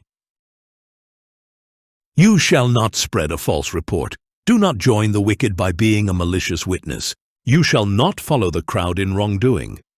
When you testify in a lawsuit, do not pervert justice by siding with the crowd, and do not show favoritism to a poor man in his lawsuit. If you encounter your enemy's stray ox or donkey, you must return it to him. If you see the donkey of one who hates you fallen under its load, do not leave it there. You must help him with it. You shall not deny justice to the poor in their lawsuits. Stay far away from a false accusation. Do not kill the innocent or the just, for I will not acquit the guilty. Do not accept a bribe, for a bribe blinds those who see and twists the words of the righteous. Do not oppress a foreign resident, since you yourselves know how it feels to be foreigners, for you were foreigners in the land of Egypt. For 6 years you are to sow your land and gather its produce, but in the 7th year you must let it rest and lie fallow, so that the poor among your people may eat from the field, and the wild animals may consume what they leave. Do the same with your vineyard and olive grove. For 6 days you are to do your work, but on the 7th day you must cease, so that your ox and your donkey may rest, and the son of your maidservant may be refreshed, as well as the foreign resident. Pay close attention to everything I have said to you. You must not invoke the names of other gods. They must not be heard on your lips. 3 times a year you are to celebrate a feast to me. You are to keep the feast of unleavened bread as I commanded you. At the appointed time in the month of Abib, you are to eat unleavened bread for 7 days, because that was the month you came out of Egypt. No one may appear before me empty-handed. You are also to keep the feast of harvest with the first fruits of the produce from what you sow in the field, and keep the feast of ingathering at the end of the year, when you gather your produce from the field. 3 times a year all your males are to appear before the Lord God. You must not offer the blood of my sacrifices with anything leavened, nor may the fat of my feast remain until morning. Bring the best of the firstfruits of your soil to the house of the Lord your God. You must not cook a young goat in its mother's milk. Behold, I am sending an angel before you to protect you along the way and to bring you to the place I have prepared. Pay attention to him and listen to his voice.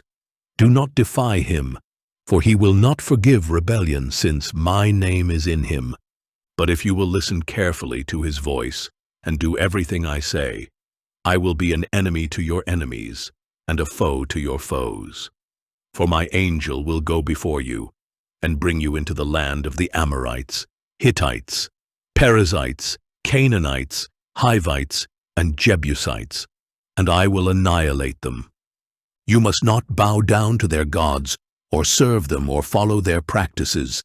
Instead, you are to demolish them and smash their sacred stones to pieces. So you shall serve the Lord your God, and he will bless your bread and your water. And I will take away sickness from among you. No woman in your land will miscarry or be barren. I will fulfill the number of your days.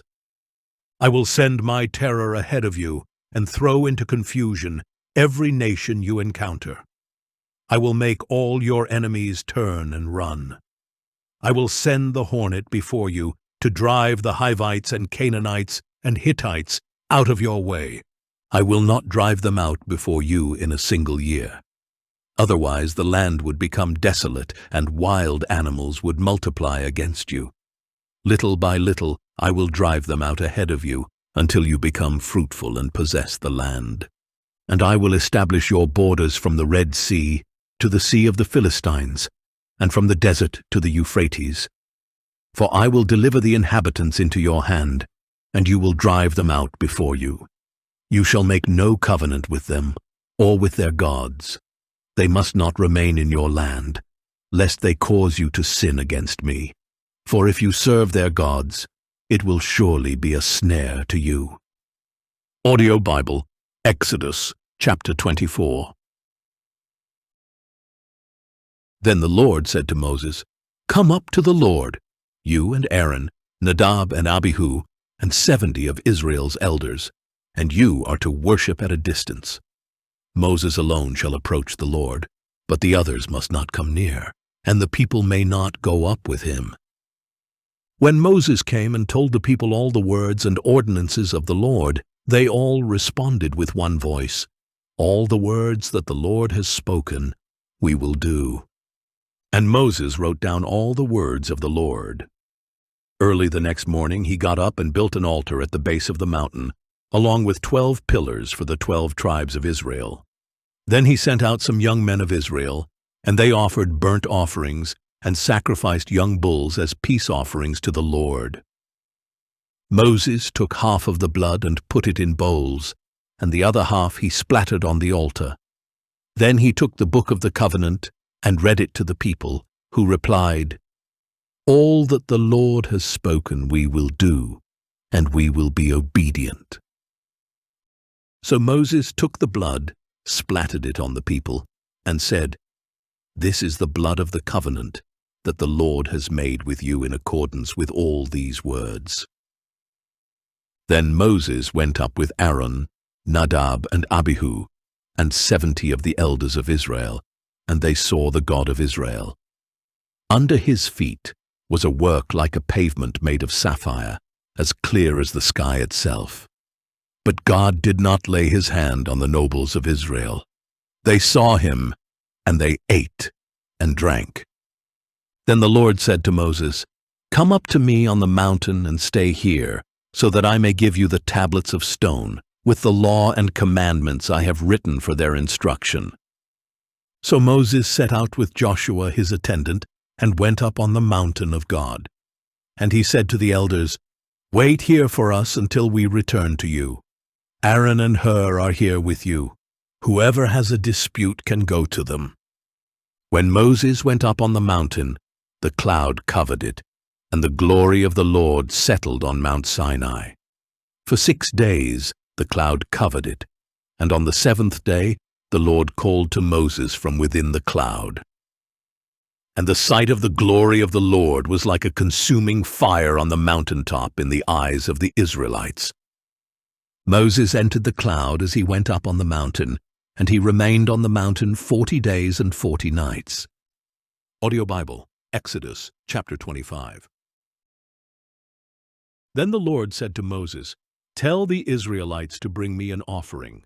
You are to receive my offering from every man whose heart compels him.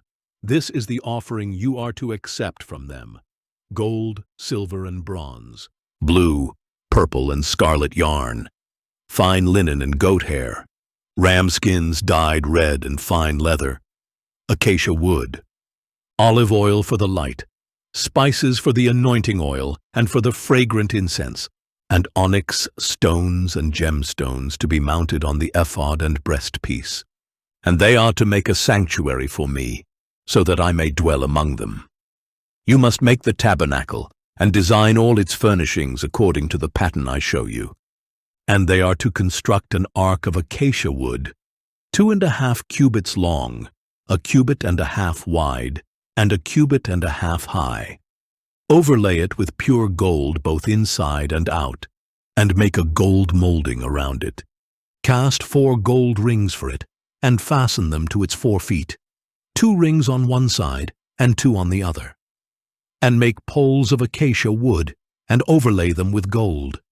Insert the poles into the rings on the sides of the ark, in order to carry it. The poles are to remain in the rings of the ark, they must not be removed. And place inside the ark the testimony, which I will give you. And you are to construct a mercy seat of pure gold, 2.5 cubits long and 1.5 cubits wide. Make 2 cherubim of hammered gold at the ends of the mercy seat, 1 cherub on one end and 1 on the other, all made from 1 piece of gold. And the cherubim are to have wings that spread upward, overshadowing the mercy seat. The cherubim are to face each other, looking toward the mercy seat. Set the mercy seat atop the ark, and put the testimony that I will give you into the ark. And I will meet with you there above the mercy seat, between the 2 cherubim that are over the ark of the testimony. I will speak with you about all that I command you regarding the Israelites. You are also to make a table of acacia wood 2 cubits long, 1 cubit wide, and 1.5 cubits high. Overlay it with pure gold, and make a gold molding around it. And make a rim around it 1 handbreadth wide, and put a gold molding on the rim. Make 4 gold rings for the table, and fasten them to the 4 corners at its 4 legs. The rings are to be close to the rim, to serve as holders for the poles used to carry the table. Make the poles of acacia wood, and overlay them with gold, so that the table may be carried with them. You are also to make the plates and dishes, as well as the pitchers and bowls for pouring drink offerings. Make them out of pure gold. And place the bread of the presence on the table before me at all times. Then you are to make a lampstand of pure hammered gold. It shall be made of 1 piece, including its base and shaft, its cups and its buds and petals. 6 branches are to extend from the sides of the lampstand, 3 on one side and 3 on the other. There are to be 3 cups shaped like almond blossoms on the first branch, each with buds and petals, 3 on the next branch, and the same for all 6 branches that extend from the lampstand. And on the lampstand there shall be 4 cups, shaped like almond blossoms, with buds and petals. For the 6 branches that extend from the lampstand, a bud must be under the first pair of branches, a bud under the second pair, and a bud under the third pair. The buds and branches are to be all of 1 piece with the lampstand, hammered out of pure gold. Make 7 lamps and set them up on the lampstand so that they illuminate the area in front of it. The wick trimmers and their trays must be of pure gold. The lampstand and all these utensils shall be made from a talent of pure gold. See to it that you make everything according to the pattern shown you on the mountain. Audio Bible, Exodus, chapter 26. You are to construct the tabernacle itself with 10 curtains of finely spun linen, each with blue, purple, and scarlet yarn, and cherubim skillfully worked into them. Each curtain shall be 28 cubits long and 4 cubits wide, all curtains the same size. 5 of the curtains are to be joined together, and the other 5 joined as well. Make loops of blue material on the edge of the end curtain in the first set, and do the same for the end curtain in the second set. Make 50 loops on one curtain and 50 loops on the end curtain of the second set, so that the loops line up opposite one another. Make 50 gold clasps as well, and join the curtains together with the clasps, so that the tabernacle will be a unit. You are to make curtains of goat hair for the tent over the tabernacle, 11 curtains in all. Each of the 11 curtains is to be the same size, 30 cubits long and 4 cubits wide. Join 5 of the curtains into one set and the other 6 into another. Then fold the 6th curtain over double at the front of the tent. Make 50 loops along the edge of the end curtain in the first set, and 50 loops along the edge of the corresponding curtain in the second set. Make 50 bronze clasps and put them through the loops to join the tent together as a unit. As for the overlap that remains of the tent curtains, the half curtain that is left over shall hang down over the back of the tabernacle, and the tent curtains will be a cubit longer on either side, and the excess will hang over the sides of the tabernacle to cover it.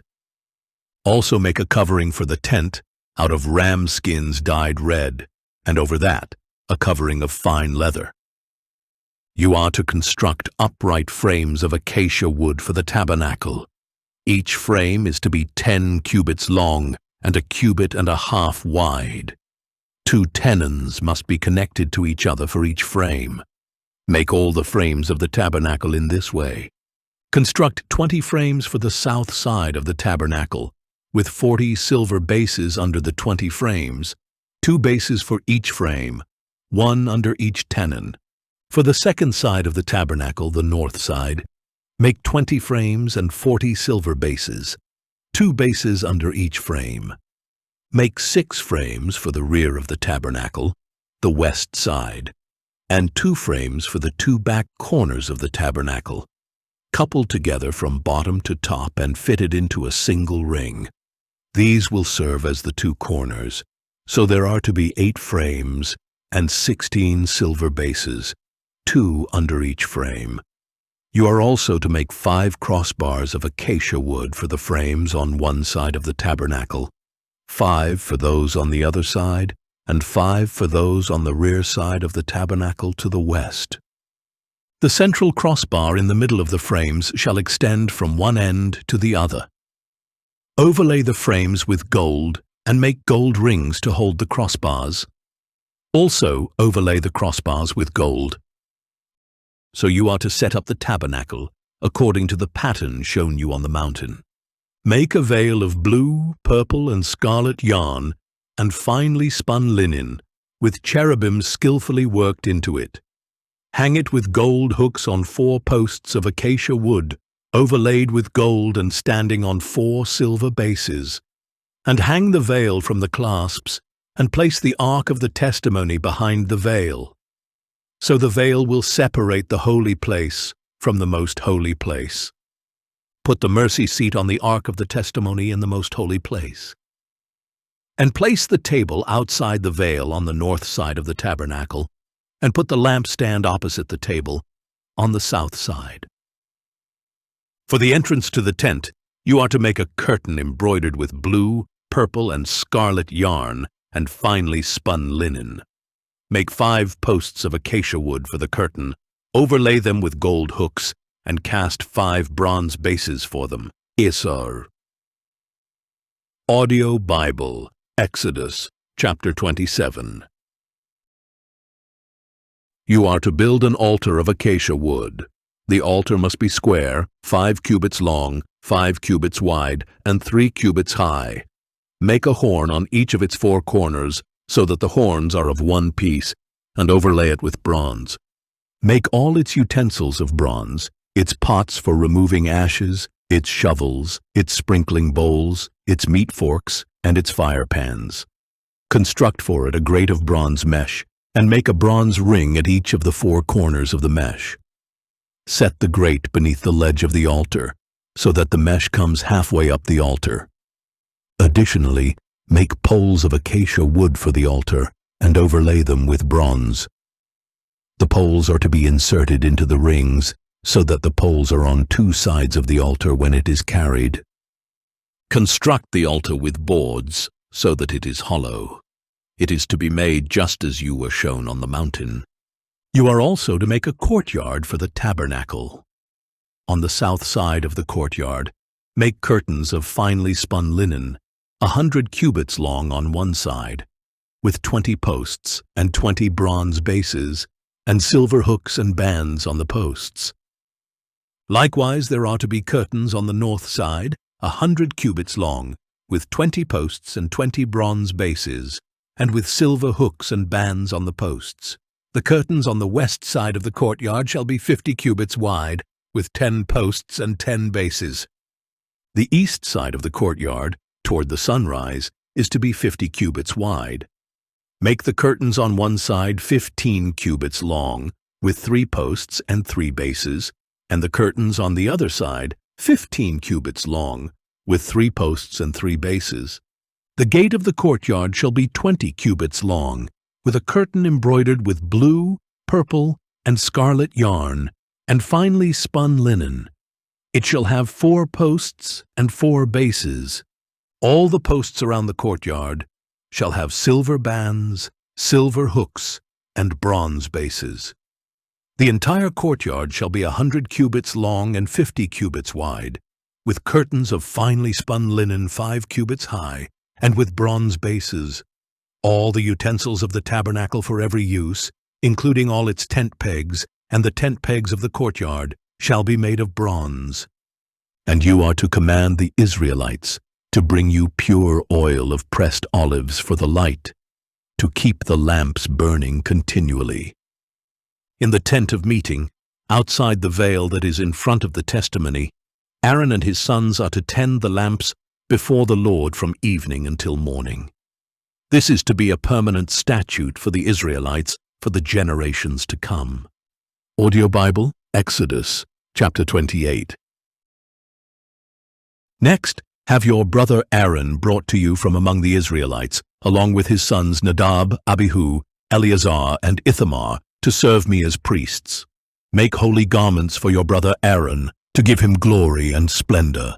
You are to instruct all the skilled craftsmen, whom I have filled with a spirit of wisdom, to make garments for Aaron's consecration, so that he may serve me as priest. These are the garments that they shall make: a breastpiece, an ephod, a robe, a woven tunic, a turban, and a sash. They are to make these holy garments for your brother Aaron and his sons, so that they may serve me as priests. They shall use gold, along with blue, purple, and scarlet yarn, and fine linen. They are to make the ephod of finely spun linen, embroidered with gold, and with blue, purple, and scarlet yarn. It shall have 2 shoulder pieces attached at 2 of its corners, so it can be fastened. And the skillfully woven waistband of the ephod must be of one piece, of the same workmanship, with gold, with blue, purple, and scarlet yarn, and with finely spun linen. Take 2 onyx stones, and engrave on them the names of the sons of Israel, 6 of their names on one stone, and the remaining 6 on the other, in the order of their birth. Engrave the names of the sons of Israel on the 2 stones the way a gem cutter engraves a seal. Then mount the stones in gold filigree settings. Fasten both stones on the shoulder pieces of the ephod as memorial stones for the sons of Israel. Aaron is to bear their names on his 2 shoulders as a memorial before the Lord. Fashion gold filigree settings and 2 chains of pure gold, made of braided cordwork, and attach these chains to the settings. You are also to make a breastpiece of judgment with the same workmanship as the ephod. Construct it with gold, with blue, purple, and scarlet yarn, and with finely spun linen. It must be square when folded over double, a span long and a span wide. And mount on it a setting of gemstones, 4 rows of stones. In the first row there shall be a ruby, a topaz, and an emerald. In the second row, a turquoise, a sapphire, and a diamond. In the third row, a jacinth, an agate, and an amethyst. And in the fourth row, a beryl, an onyx, and a jasper. Mount these stones in gold filigree settings. The 12 stones are to correspond to the names of the sons of Israel, each engraved like a seal with the name of one of the 12 tribes. For the breastpiece, make braided chains like cords of pure gold. You are also to make 2 gold rings and fasten them to the 2 corners of the breastpiece. Then fasten the 2 gold chains to the 2 gold rings at the corners of the breastpiece, and fasten the other ends of the 2 chains to the 2 filigree settings, attaching them to the shoulder pieces of the ephod at the front. Make 2 more gold rings and attach them to the other 2 corners of the breastpiece, on the inside edge next to the ephod. Make 2 additional gold rings and attach them to the bottom of the 2 shoulder pieces of the ephod, on its front, near its seam, just above its woven waistband. The rings of the breastpiece shall be tied to the rings of the ephod with a cord of blue yarn, so that the breastpiece is above the waistband of the ephod and does not swing out from the ephod. Whenever Aaron enters the holy place, he shall bear the names of the sons of Israel over his heart, on the breastpiece of judgment, as a continual reminder before the Lord, and place the Urim and Thummim in the breastpiece of judgment, so that they will also be over Aaron's heart whenever he comes before the Lord. Aaron will continually carry the judgment of the sons of Israel over his heart before the Lord. You are to make the robe of the ephod entirely of blue cloth, with an opening at its top in the center. Around the opening shall be a woven collar, with an opening like that of a garment, so that it will not tear. Make pomegranates of blue, purple, and scarlet yarn all the way around the lower hem, with gold bells between them, alternating the gold bells and pomegranates around the lower hem of the robe. Aaron must wear the robe whenever he ministers, and its sound will be heard when he enters or exits the sanctuary before the Lord, so that he will not die. You are to make a plate of pure gold, and engrave on it as on a seal, "Holy to the Lord." Fasten to it a blue cord to mount it on the turban. It shall be on the front of the turban, and it will be worn on Aaron's forehead, so that he may bear the iniquity of the holy things that the sons of Israel consecrate with regard to all their holy gifts. It shall always be on his forehead, so that they may be acceptable before the Lord. You are to weave the tunic with fine linen, make the turban of fine linen, and fashion an embroidered sash. Make tunics, sashes, and headbands for Aaron's sons, to give them glory and splendor. After you put these garments on your brother Aaron and his sons, anoint them, ordain them, and consecrate them, so that they may serve me as priests. Make linen undergarments to cover their bare flesh, extending from waist to thigh. Aaron and his sons must wear them whenever they enter the tent of meeting or approach the altar to minister in the holy place, so that they will not incur guilt and die. This is to be a permanent statute for Aaron and his descendants. Do. Audio Bible, Exodus, chapter 29. Now this is what you are to do to consecrate Aaron and his sons to serve me as priests. Take a young bull and 2 rams without blemish, along with unleavened bread, unleavened cakes mixed with oil, and unleavened wafers anointed with oil. Make them out of fine wheat flour, put them in a basket, and present them in the basket, along with the bull and the 2 rams. Then present Aaron and his sons at the entrance to the tent of meeting, and wash them with water. Take the garments, and clothe Aaron with the tunic, the robe of the ephod itself, and the breastplate. Fasten the ephod on him with its woven waistband. Put the turban on his head, and attach the holy diadem to the turban. Then take the anointing oil, and anoint him by pouring it on his head. Present his sons as well, and clothe them with tunics. Wrap the sashes around Aaron and his sons, and tie headbands on them. The priesthood shall be theirs by a permanent statute.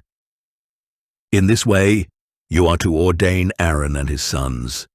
You are to present the bull at the front of the tent of meeting, and Aaron and his sons are to lay their hands on its head, and you shall slaughter the bull before the Lord at the entrance to the tent of meeting.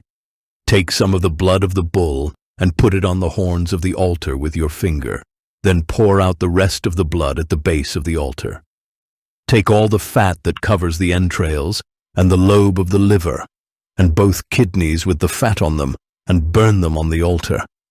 But burn the flesh of the bull and its hide and dung outside the camp. It is a sin offering. Take one of the rams, and Aaron and his sons shall lay their hands on its head. You are to slaughter the ram, take its blood, and splatter it on all sides of the altar. Cut the ram into pieces, wash the entrails and legs, and place them with its head and other pieces. Then burn the entire ram on the altar. It is a burnt offering to the Lord, a pleasing aroma, a food offering to the Lord.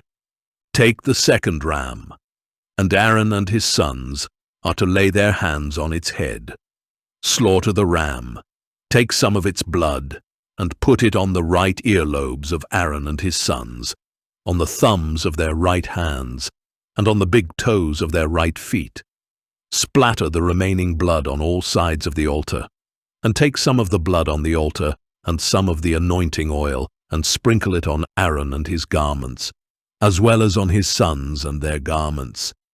Then he and his garments will be consecrated, as well as his sons and their garments. Take the fat from the ram, the fat tail, the fat covering the entrails, the lobe of the liver, both kidneys with the fat on them, and the right thigh, since this is a ram for ordination, along with 1 loaf of bread, 1 cake of bread made with oil, and 1 wafer from the basket of unleavened bread that is before the Lord. Put all these in the hands of Aaron and his sons, and wave them before the Lord as a wave offering. Then take them from their hands and burn them on the altar atop the burnt offering as a pleasing aroma before the Lord. It is a food offering to the Lord. Take the breast of the ram of Aaron's ordination and wave it before the Lord as a wave offering, and it will be your portion.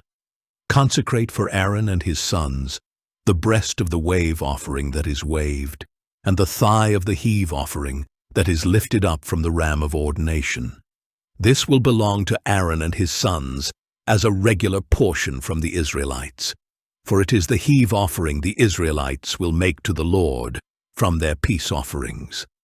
The holy garments that belong to Aaron will belong to his sons after him, so they can be anointed and ordained in them. The son who succeeds him as priest and enters the tent of meeting to minister in the holy place must wear them for 7 days. You are to take the ram of ordination and boil its flesh in a holy place. At the entrance to the tent of meeting, Aaron and his sons are to eat the meat of the ram and the bread that is in the basket. They must eat those things by which atonement was made for their ordination and consecration. But no outsider may eat them, because these things are sacred. And if any of the meat of ordination or any bread is left until the morning, you are to burn up the remainder. It must not be eaten, because it is sacred. This is what you are to do for Aaron and his sons, based on all that I have commanded you, taking 7 days to ordain them. Sacrifice a bull as a sin offering each day for atonement. Purify the altar by making atonement for it, and anoint it to consecrate it. For 7 days you shall make atonement for the altar and consecrate it. Then the altar will become most holy. Whatever touches the altar will be holy. This is what you are to offer regularly on the altar, each day. 2 lambs that are a year old. Offer 1 lamb in the morning and the other at twilight. With the first lamb offer 1/10 of an ephah of fine flour, mixed with 1/4 hin of oil from pressed olives, and a drink offering of 1/4 hin of wine. And offer the second lamb at twilight, with the same grain offering and drink offering as in the morning, as a pleasing aroma, a food offering to the Lord. For the generations to come, this burnt offering shall be made regularly at the entrance to the tent of meeting before the Lord, where I will meet you to speak with you. I will also meet with the Israelites there, and that place will be consecrated by my glory. So I will consecrate the tent of meeting and the altar, and I will consecrate Aaron and his sons to serve me as priests. Then I will dwell among the Israelites and be their God. And they will know that I am the Lord their God, who brought them out of the land of Egypt, so that I might dwell among them. I am the Lord their God. Audio Bible, Exodus, chapter 30. You are also to make an altar of acacia wood for the burning of incense. It is to be square, 1 cubit long, 1 cubit wide, and 2 cubits high. Its horns must be of 1 piece. Overlay with pure gold the top and all the sides and horns, and make a molding of gold around it. And make 2 gold rings below the molding on opposite sides to hold the poles used to carry it. Make the poles of acacia wood and overlay them with gold. Place the altar in front of the veil that is before the ark of the testimony, before the mercy seat that is over the testimony, where I will meet with you. And Aaron is to burn fragrant incense on it every morning when he tends the lamps. When Aaron sets up the lamps at twilight, he must burn the incense perpetually before the Lord for the generations to come. On this altar you must not offer unauthorized incense, or a burnt offering or grain offering, nor are you to pour a drink offering on it. Once a year Aaron shall make atonement on the horns of the altar. Throughout your generations he shall make atonement on it annually with the blood of the sin offering of atonement. The altar is most holy to the Lord. Then the Lord said to Moses, When you take a census of the Israelites to number them, each man must pay the Lord a ransom for his life when he is counted. Then no plague will come upon them when they are numbered. Everyone who crosses over to those counted must pay a half shekel, according to the sanctuary shekel, which weighs 20 gerahs. This half shekel is an offering to the Lord. Everyone 20 years of age or older who crosses over must give this offering to the Lord.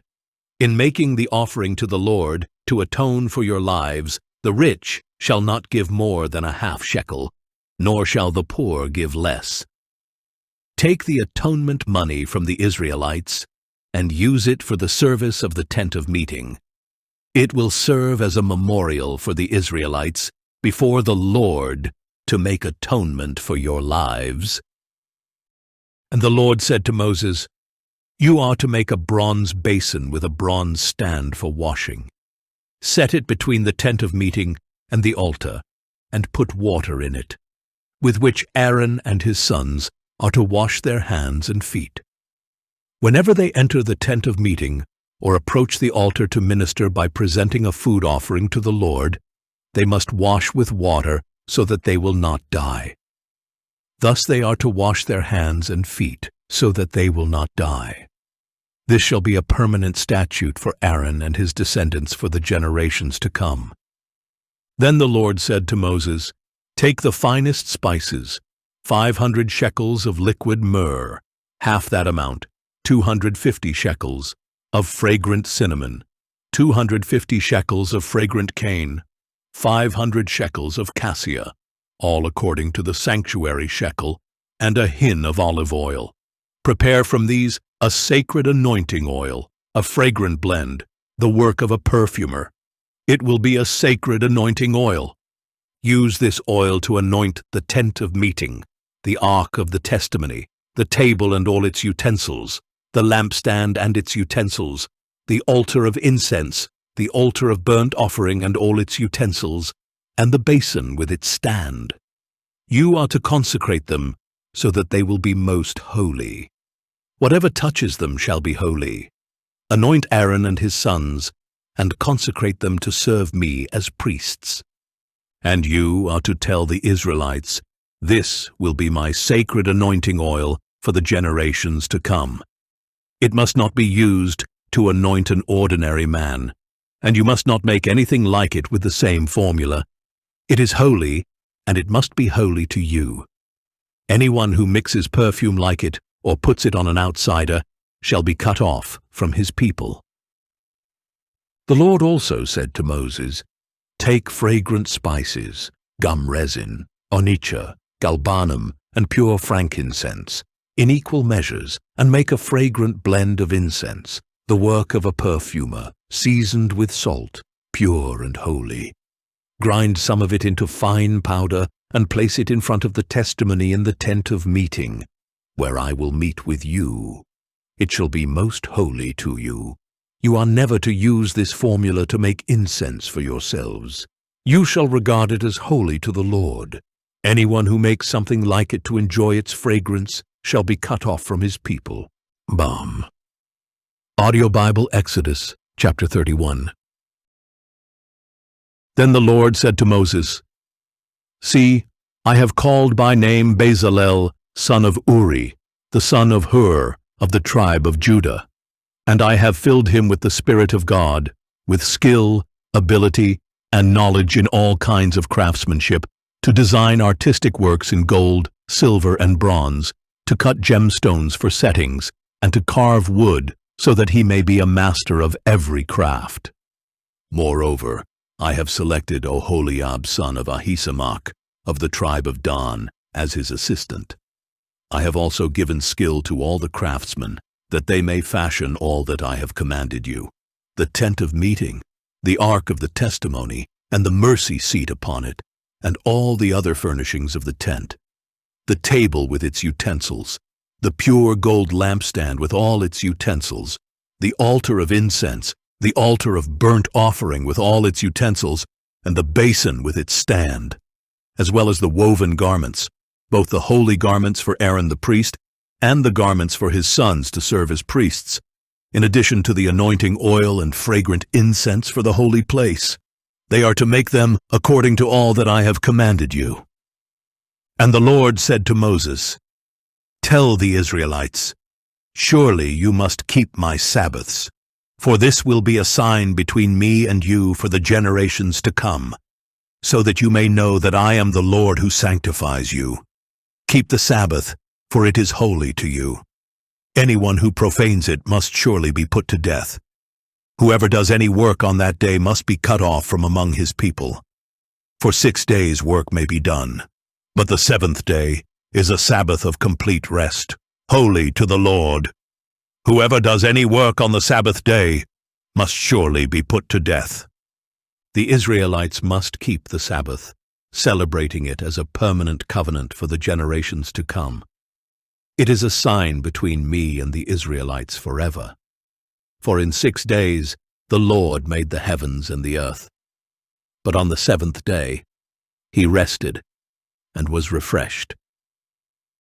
When the Lord had finished speaking with Moses on Mount Sinai, he gave him the 2 tablets of the testimony, tablets of stone inscribed by the finger of God. Or, Audio Bible, Exodus, chapter 32.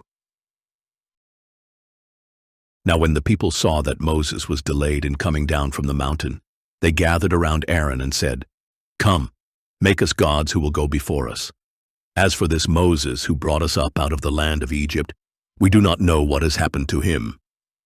So Aaron told them, take off the gold earrings that are on your wives and sons and daughters, and bring them to me. Then all the people took off their gold earrings and brought them to Aaron. He took the gold from their hands, and with an engraving tool he fashioned it into a molten calf. And they said, these, O Israel, are your gods, who brought you up out of the land of Egypt. When Aaron saw this, he built an altar before the calf and proclaimed, Tomorrow shall be a feast to the Lord." So the next day they arose, offered burnt offerings, and presented peace offerings. And the people sat down to eat and drink and got up to indulge in revelry.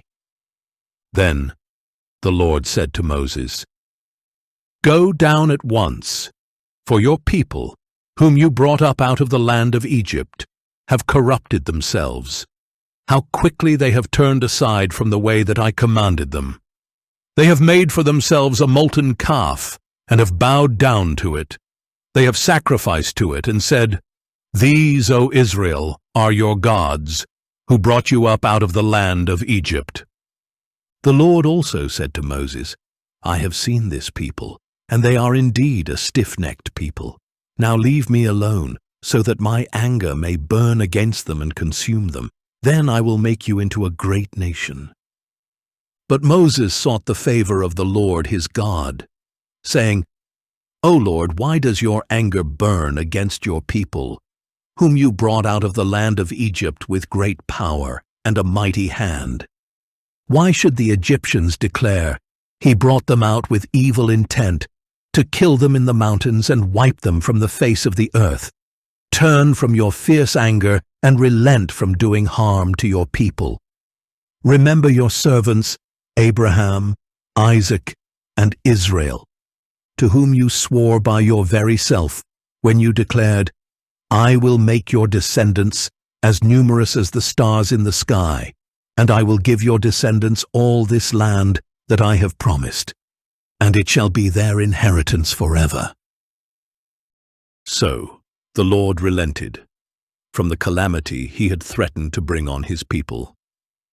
Then Moses turned and went down the mountain with the 2 tablets of the testimony in his hands. They were inscribed on both sides, front and back. The tablets were the work of God, and the writing was the writing of God, engraved on the tablets.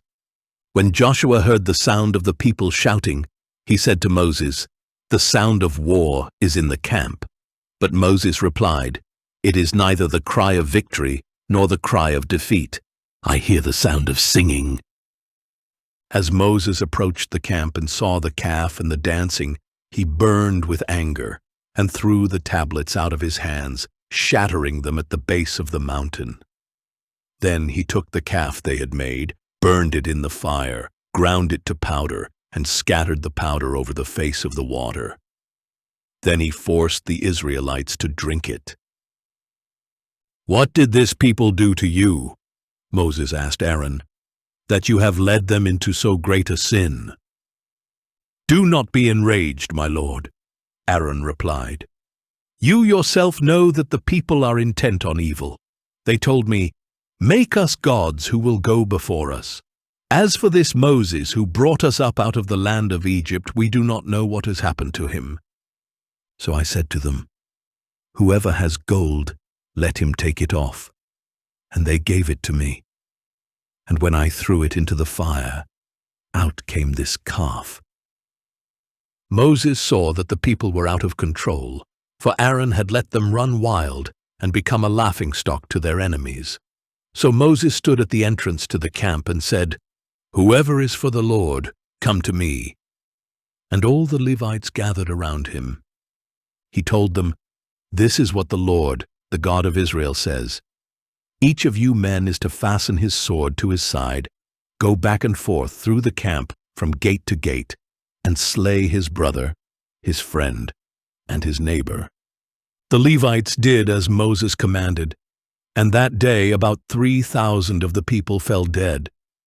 Afterward, Moses said, "Today you have been ordained for service to the Lord, since each man went against his son and his brother.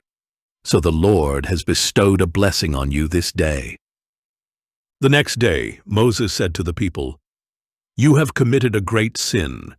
Now I will go up to the Lord. Perhaps I can make atonement for your sin." So Moses returned to the Lord and said, "Oh, what a great sin these people have committed. They have made gods of gold for themselves. Yet now, if you would only forgive their sin. But if not, Please blot me out of the book that you have written."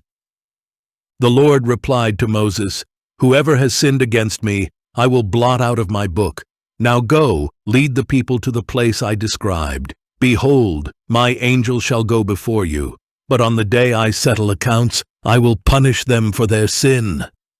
And the Lord sent a plague on the people because of what they had done with the calf that Aaron had made. B1 Audio Bible, Exodus chapter 33.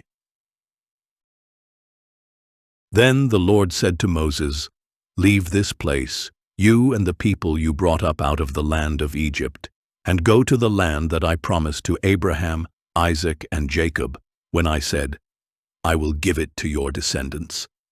And I will send an angel before you, and I will drive out the Canaanites, Amorites, Hittites, Perizzites, Hivites, and Jebusites. Go up to a land flowing with milk and honey. But I will not go with you, because you are a stiff-necked people. Otherwise, I might destroy you on the way." When the people heard this bad news, they went into mourning, and no one put on any of his jewelry. For the Lord had said to Moses, "Tell the Israelites, you are a stiff-necked people. If I should go with you for a single moment, I would destroy you. Now take off your jewelry, and I will decide what to do with you." So the Israelites stripped themselves of their jewelry from Mount Horeb onward. Now Moses used to take the tent and pitch it at a distance outside the camp. He called it the tent of meeting, and anyone inquiring of the Lord would go to the tent of meeting outside the camp. Then, whenever Moses went out to the tent, all the people would stand at the entrances to their own tents and watch Moses until he entered the tent. As Moses entered the tent, the pillar of cloud would come down and remain at the entrance, and the Lord would speak with Moses. When all the people saw the pillar of cloud standing at the entrance to the tent, they would stand up and worship, each one at the entrance to his own tent. Thus the Lord would speak to Moses face to face, as a man speaks to his friend. Then Moses would return to the camp, but his young assistant Joshua, son of Nun, would not leave the tent. Then Moses said to the Lord, "Look, you have been telling me, 'Lead this people up,' but you have not let me know whom you will send with me. Yet you have said, 'I know you by name, and you have found favor in my sight.' Now if indeed I have found favor in your sight, please let me know your ways, that I may know you and find favor in your sight. Remember that this nation is your people." And the Lord answered, "My presence will go with you, and I will give you rest." "If your presence does not go with us," Moses replied, "do not lead us up from here. For how then can it be known that your people and I have found favor in your sight, unless you go with us? How else will we be distinguished from all the other people on the face of the earth?" So the Lord said to Moses, "I will do this very thing you have asked, for you have found favor in my sight, and I know you by name." Then Moses said, "Please show me your glory." "I will cause all my goodness to pass before you," the Lord replied, "and I will proclaim my name, the Lord, in your presence. I will have mercy on whom I have mercy, and I will have compassion on whom I have compassion." But he added, "You cannot see my face, for no one can see me and live." The Lord continued, "There is a place near me where you are to stand upon a rock, and when my glory passes by, I will put you in a cleft of the rock and cover you with my hand until I have passed by. Then I will take my hand away, and you will see my back, but my face must not be seen." Audio Bible, Exodus chapter 34. Then the Lord said to Moses, "Chisel out 2 stone tablets like the originals, and I will write on them the words that were on the first tablets, which you broke. Be ready in the morning, and come up on Mount Sinai to present yourself before me on the mountaintop. No one may go up with you.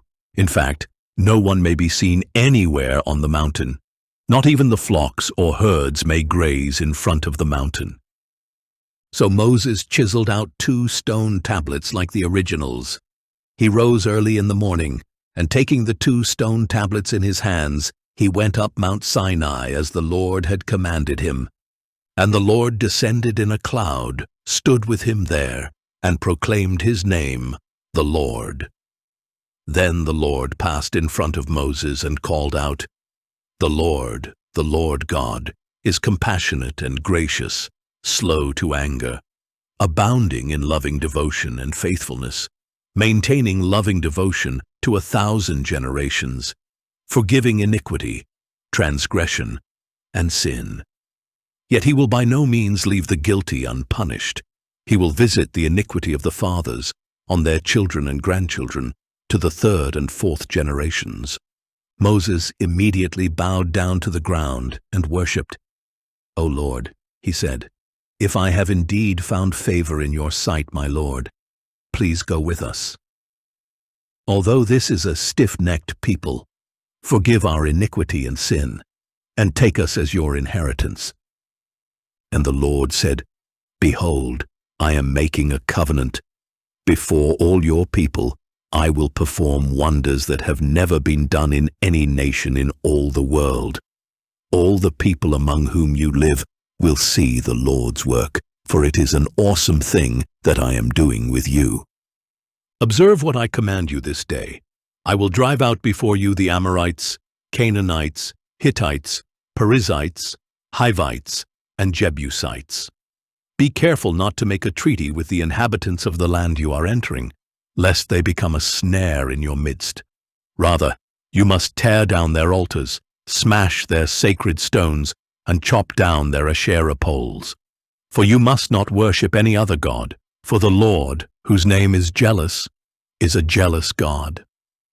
Do not make a covenant with the inhabitants of the land, for when they prostitute themselves to their gods and sacrifice to them, they will invite you, and you will eat their sacrifices. And when you take some of their daughters as brides for your sons, their daughters will prostitute themselves to their gods, and cause your sons to do the same. You shall make no molten gods for yourselves. You are to keep the Feast of Unleavened Bread. For 7 days at the appointed time in the month of Abib, you are to eat unleavened bread, as I commanded you. For in the month of Abib you came out of Egypt. The first offspring of every womb belongs to me, including all the firstborn males among your livestock, whether cattle or sheep. You must redeem the firstborn of a donkey with a lamb.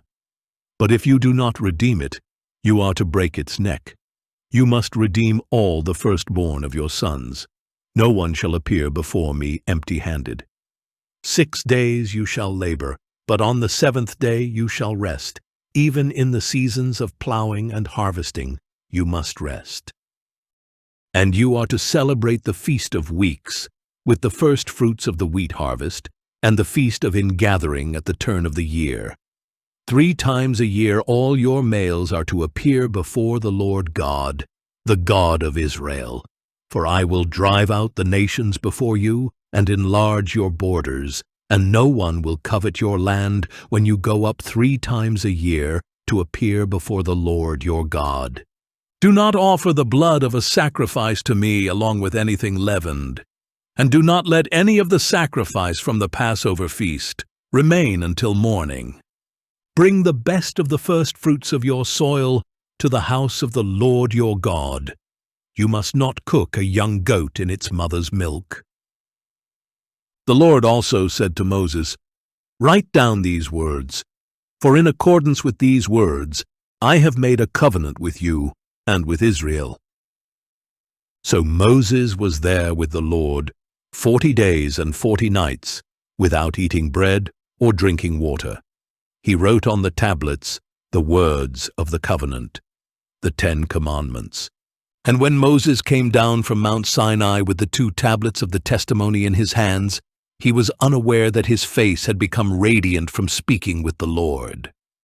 Aaron and all the Israelites looked at Moses, and behold, his face was radiant, and they were afraid to approach him. But Moses called out to them, So Aaron and all the leaders of the congregation returned to him, and Moses spoke to them. And after this, all the Israelites came near, and Moses commanded them to do everything that the Lord had told him on Mount Sinai. When Moses had finished speaking with them, he put a veil over his face. But whenever Moses went in before the Lord to speak with him, he would remove the veil until he came out. And when he came out, he would tell the Israelites what he had been commanded, and the Israelites would see that the face of Moses was radiant. So Moses would put the veil back over his face until he went in to speak with the Lord. Audio Bible, Exodus, chapter 35. Then Moses assembled the whole congregation of Israel and said to them, "These are the things that the Lord has commanded you to do. For 6 days work may be done, but the 7th day shall be your holy day, a Sabbath of complete rest to the Lord. Whoever does any work on that day must be put to death. Do not light a fire in any of your dwellings on the Sabbath day." Moses also told the whole congregation of Israel, "This is what the Lord has commanded. Take from among you an offering to the Lord. Let everyone whose heart is willing bring an offering to the Lord: gold, silver, and bronze, blue, purple, and scarlet yarn, fine linen and goat hair, ram skins dyed red and fine leather, acacia wood, olive oil for the light, spices for the anointing oil and for the fragrant incense, and onyx stones and gemstones to be mounted on the ephod and breastpiece. Let every skilled craftsman among you come and make everything that the Lord has commanded: the tabernacle with its tent and covering, its clasps and frames, its crossbars, posts and bases, the ark with its poles and mercy seat, and the veil to shield it, the table with its poles, all its utensils, and the bread of the presence, the lampstand for light with its accessories and lamps and oil for the light, the altar of incense with its poles, the anointing oil and fragrant incense, the curtain for the doorway at the entrance to the tabernacle, the altar of burnt offering with its bronze grate, its poles, and all its utensils, the basin with its stand, the curtains of the courtyard with its posts and bases, and the curtain for the gate of the courtyard, the tent pegs for the tabernacle and for the courtyard, along with their ropes, and the woven garments for ministering in the holy place, both the holy garments for Aaron the priest and the garments for his sons to serve as priests. Then the whole congregation of Israel withdrew from the presence of Moses. And everyone whose heart stirred him and whose spirit prompted him came and brought an offering to the Lord for the work on the tent of meeting, for all its services, and for the holy garments. So all who had willing hearts, both men and women, came and brought brooches and earrings, rings and necklaces, and all kinds of gold jewelry. And they all presented their gold as a wave offering to the Lord. Everyone who had blue, purple, or scarlet yarn, or fine linen, goat hair, ram skins dyed red, or articles of fine leather brought them. And all who could present an offering of silver or bronze brought it as a contribution to the Lord. Also, everyone who had acacia wood for any part of the service brought it. Every skilled woman spun with her hands and brought what she had spun: blue, purple, or scarlet yarn, or fine linen. And all the skilled women whose hearts were stirred spun the goat hair. The leaders brought onyx stones and gemstones to mount on the ephod and breastpiece, as well as spices and olive oil for the light, for the anointing oil, and for the fragrant incense. So all the men and women of the Israelites, whose hearts prompted them, brought a free-will offering to the Lord for all the work that the Lord through Moses had commanded them to do. Then Moses said to the Israelites, "See, the Lord has called by name Bezalel, son of Uri, the son of Hur, of the tribe of Judah, and he has filled him with the Spirit of God, with skill, ability, and knowledge in all kinds of craftsmanship, to design artistic works in gold, silver, and bronze, to cut gemstones for settings, and to carve wood, so that he may be a master of every artistic craft. And the Lord has given both him and Oholiab son of Ahisamach, of the tribe of Dan, the ability to teach others. He has filled them with skill to do all kinds of work as engravers, designers, embroiderers in blue, purple and scarlet yarn and fine linen, and as weavers, as artistic designers of every kind of craft. On Audio Bible, Exodus, chapter 36. So Bezalel, Oholiab, and every skilled person are to carry out everything commanded by the Lord, who has given them skill and ability to know how to perform all the work of constructing the sanctuary. Then Moses summoned Bezalel, Oholiab, and every skilled person whom the Lord had gifted, everyone whose heart stirred him to come and do the work. They received from Moses all the contributions that the Israelites had brought to carry out the service of constructing the sanctuary.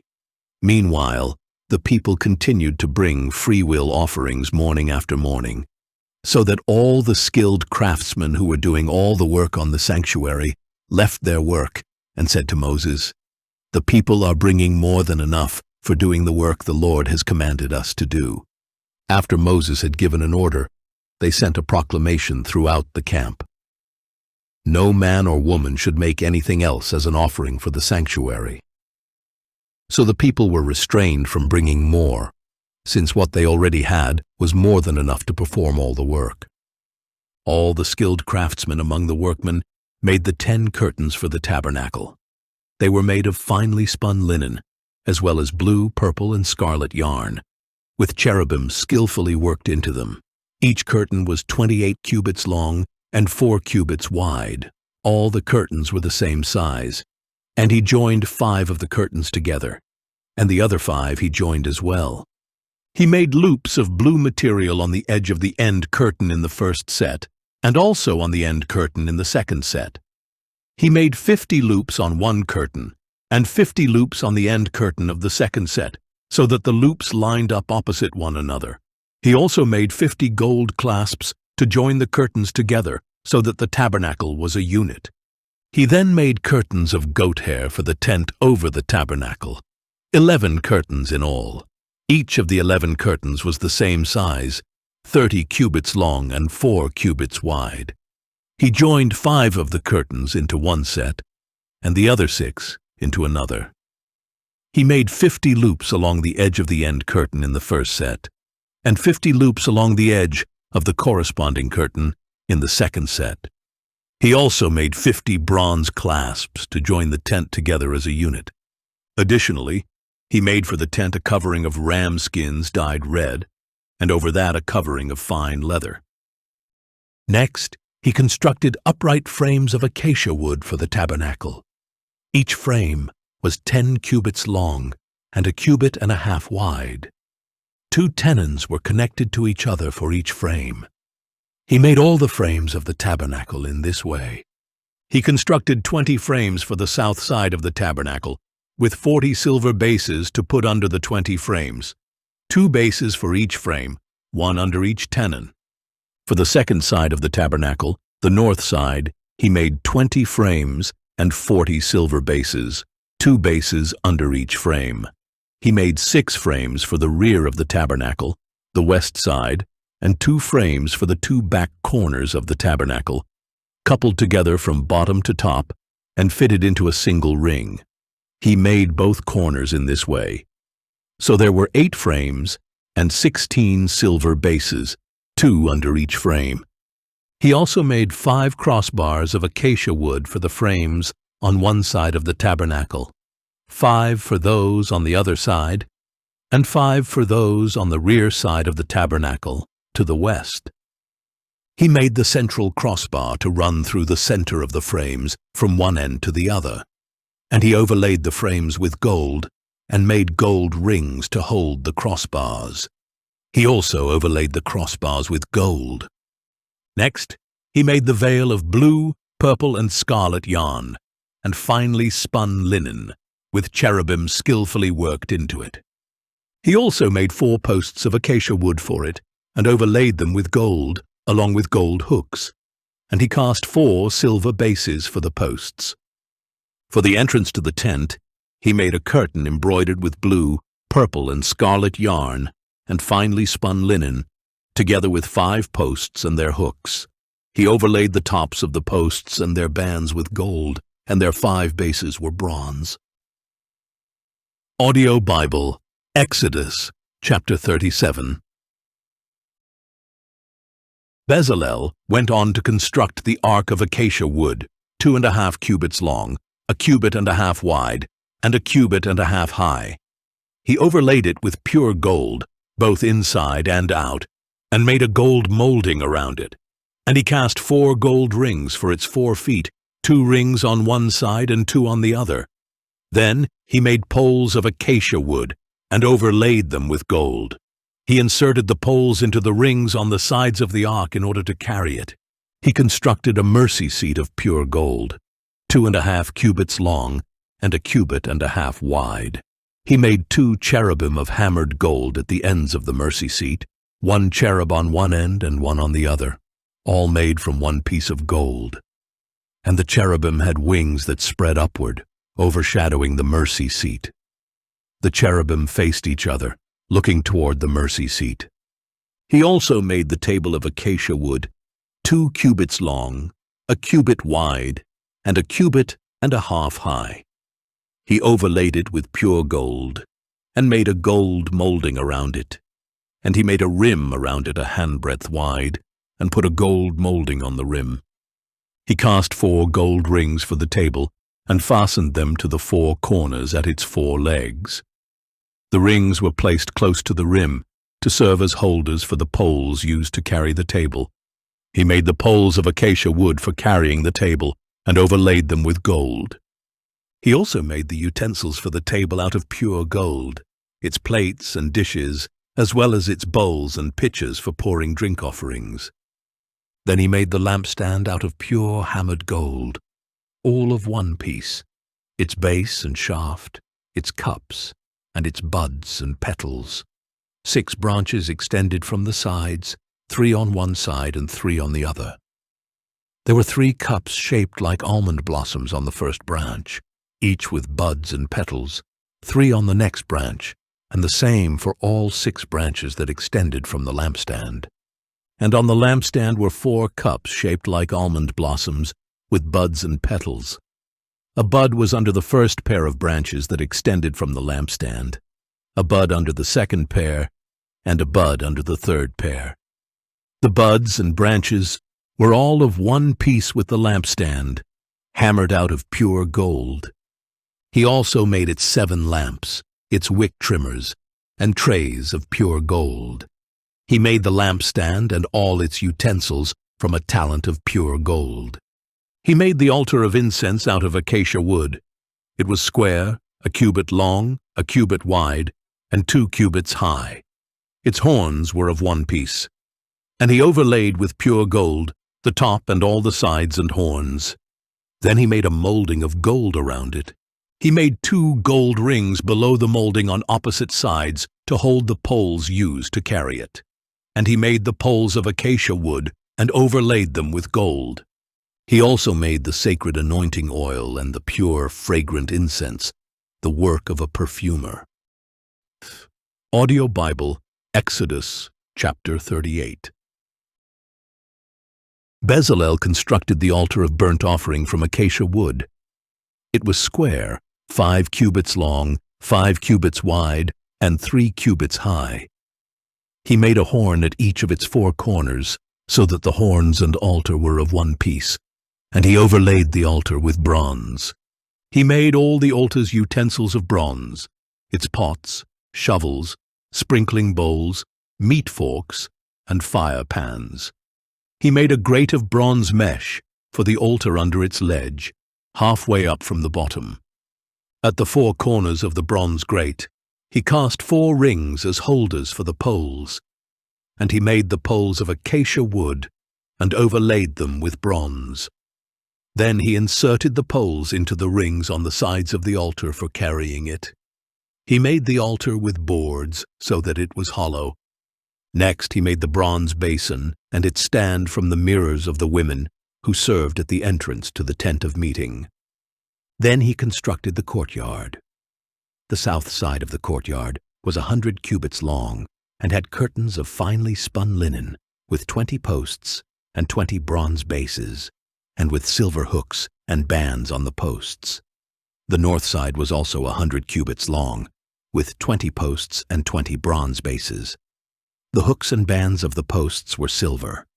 The west side was 50 cubits long and had curtains, with 10 posts and 10 bases. The hooks and bands of the posts were silver. And the east side, toward the sunrise, was also 50 cubits long. The curtains on one side of the entrance were 15 cubits long, with 3 posts and 3 bases. And the curtains on the other side were also 15 cubits long, with 3 posts and 3 bases as well. All the curtains around the courtyard were made of finely spun linen. The bases for the posts were bronze, the hooks and bands were silver, and the plating for the tops of the posts was silver. So all the posts of the courtyard were banded with silver. The curtain for the entrance to the courtyard was embroidered with blue, purple, and scarlet yarn, and finely spun linen. It was 20 cubits long and, like the curtains of the courtyard, 5 cubits high, with 4 posts and 4 bronze bases.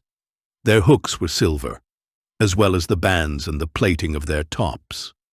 All the tent pegs for the tabernacle and for the surrounding courtyard were bronze. This is the inventory for the tabernacle of the testimony, as recorded at Moses' command by the Levites under the direction of Ithamar, son of Aaron the priest. Bezalel, son of Uri, the son of Hur, of the tribe of Judah, made everything that the Lord had commanded Moses. With him was Oholiab, son of Ahisamach, of the tribe of Dan, an engraver, designer, and embroiderer in blue, purple, and scarlet yarn, and fine linen. All the gold from the wave offering used for the work on the sanctuary totaled 29 talents and 730 shekels, according to the sanctuary shekel.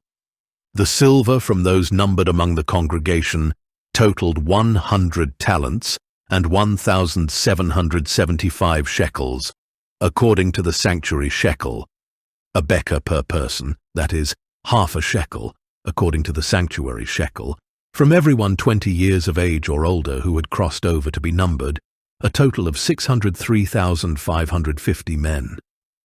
The 100 talents of silver were used to cast the bases of the sanctuary and the bases of the veil, 100 bases from the 100 talents, 1 talent per base. With the 1,775 shekels of silver, he made the hooks for the posts, overlaid their tops, and supplied bands for them. The bronze from the wave offering totaled 70 talents and 2,400 shekels. He used it to make the bases for the entrance to the tent of meeting, the bronze altar and its bronze grating, all the utensils for the altar, the bases for the surrounding courtyard and its gate, and all the tent pegs for the tabernacle and its surrounding courtyard. Audio Bible Exodus chapter 39. From the blue, purple, and scarlet yarn, they made specially woven garments for ministry in the sanctuary, as well as the holy garments for Aaron, just as the Lord had commanded Moses. Bezalel made the ephod of finely spun linen embroidered with gold and with blue, purple, and scarlet yarn. They hammered out thin sheets of gold and cut threads from them to interweave with the blue, purple, and scarlet yarn and fine linen, the work of a skilled craftsman. They made shoulder pieces for the ephod, which were attached at 2 of its corners so it could be fastened, and the skillfully woven waistband of the ephod was of one piece with the ephod, of the same workmanship, with gold, with blue, purple, and scarlet yarn, and with finely spun linen, just as the Lord had commanded Moses. They mounted the onyx stones in gold filigree settings, engraved like a seal with the names of the sons of Israel. Then they fastened them on the shoulder pieces of the ephod as memorial stones for the sons of Israel, as the Lord had commanded Moses. He made the breastpiece with the same workmanship as the ephod, with gold, with blue, purple, and scarlet yarn, and with finely spun linen. It was square when folded over double, a span long and a span wide. And they mounted on it 4 rows of gemstones. The first row had a ruby, a topaz, and an emerald. The second row had a turquoise, a sapphire, and a diamond. The third row had a jacinth, an agate, and an amethyst. And the fourth row had a beryl, an onyx, and a jasper. These stones were mounted in gold filigree settings. The 12 stones corresponded to the names of the sons of Israel. Each stone was engraved like a seal with the name of one of the 12 tribes. For the breastpiece, they made braided chains like cords of pure gold. They also made 2 gold filigree settings and 2 gold rings, and fastened the 2 rings to the 2 corners of the breastpiece. Then they fastened the 2 gold chains to the 2 gold rings at the corners of the breastpiece, and they fastened the other ends of the 2 chains to the 2 filigree settings, attaching them to the shoulder pieces of the ephod at the front. They made 2 more gold rings and attached them to the other 2 corners of the breastpiece, on the inside edge next to the ephod. They made 2 additional gold rings and attached them to the bottom of the 2 shoulder pieces of the ephod on its front, near the seam just above its woven waistband. Then they tied the rings of the breastpiece to the rings of the ephod with a cord of blue yarn, so that the breastpiece was above the waistband of the ephod and would not swing out from the ephod, just as the Lord had commanded Moses.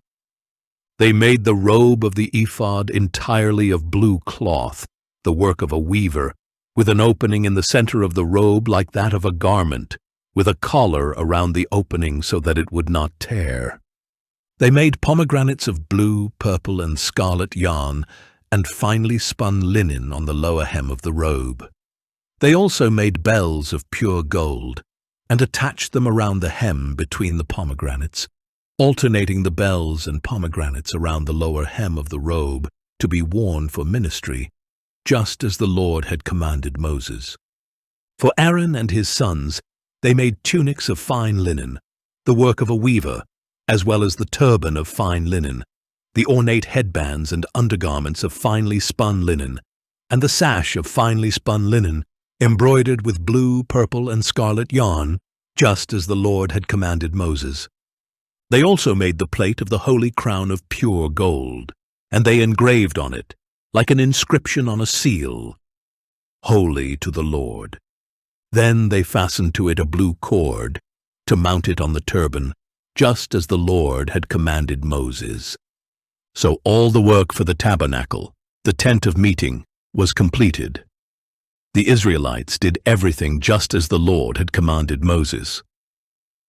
Then they brought the tabernacle to Moses, the tent with all its furnishings, its clasps, its frames, its crossbars, and its posts and bases, the covering of ramskins dyed red, the covering of fine leather, and the veil of the covering, the ark of the testimony with its poles and the mercy seat, the table with all its utensils, and the bread of the presence, the pure gold lampstand with its row of lamps and all its utensils, as well as the oil for the light, the gold altar, the anointing oil, the fragrant incense, and the curtain for the entrance to the tent, the bronze altar with its bronze grating, its poles, and all its utensils, the basin with its stand, the curtains of the courtyard with its posts and bases, the curtain for the gate of the courtyard, its ropes and tent pegs, and all the equipment for the service of the tabernacle, the tent of meeting,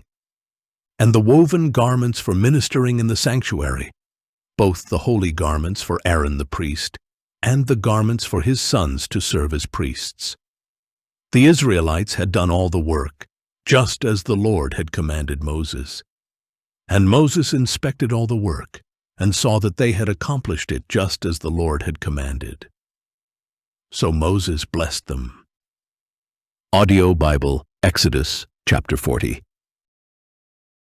Then the Lord said to Moses, On the first day of the first month, you are to set up the tabernacle, the tent of meeting. Put the ark of the testimony in it, and screen off the ark with the veil. Then bring in the table and set out its arrangement. Bring in the lampstand as well, and set up its lamps. Place the gold altar of incense in front of the ark of the testimony, and hang the curtain at the entrance to the tabernacle. Place the altar of burnt offering in front of the entrance to the tabernacle, the tent of meeting. And place the basin between the tent of meeting and the altar, and put water in it. Set up the surrounding courtyard, and hang the curtain for the entrance to the courtyard. Take the anointing oil and anoint the tabernacle and everything in it. Consecrate it along with all its furnishings, and it shall be holy. Anoint the altar of burnt offering and all its utensils. Consecrate the altar, and it shall be most holy. Anoint the basin and its stand, and consecrate them. Then bring Aaron and his sons to the entrance to the tent of meeting, and wash them with water. And you are to clothe Aaron with the holy garments, anoint him, and consecrate him, so that he may serve me as a priest. Bring his sons forward, and clothe them with tunics. Anoint them just as you anointed their father, so that they may also serve me as priests. Their anointing will qualify them for a permanent priesthood throughout their generations. Moses did everything just as the Lord had commanded him.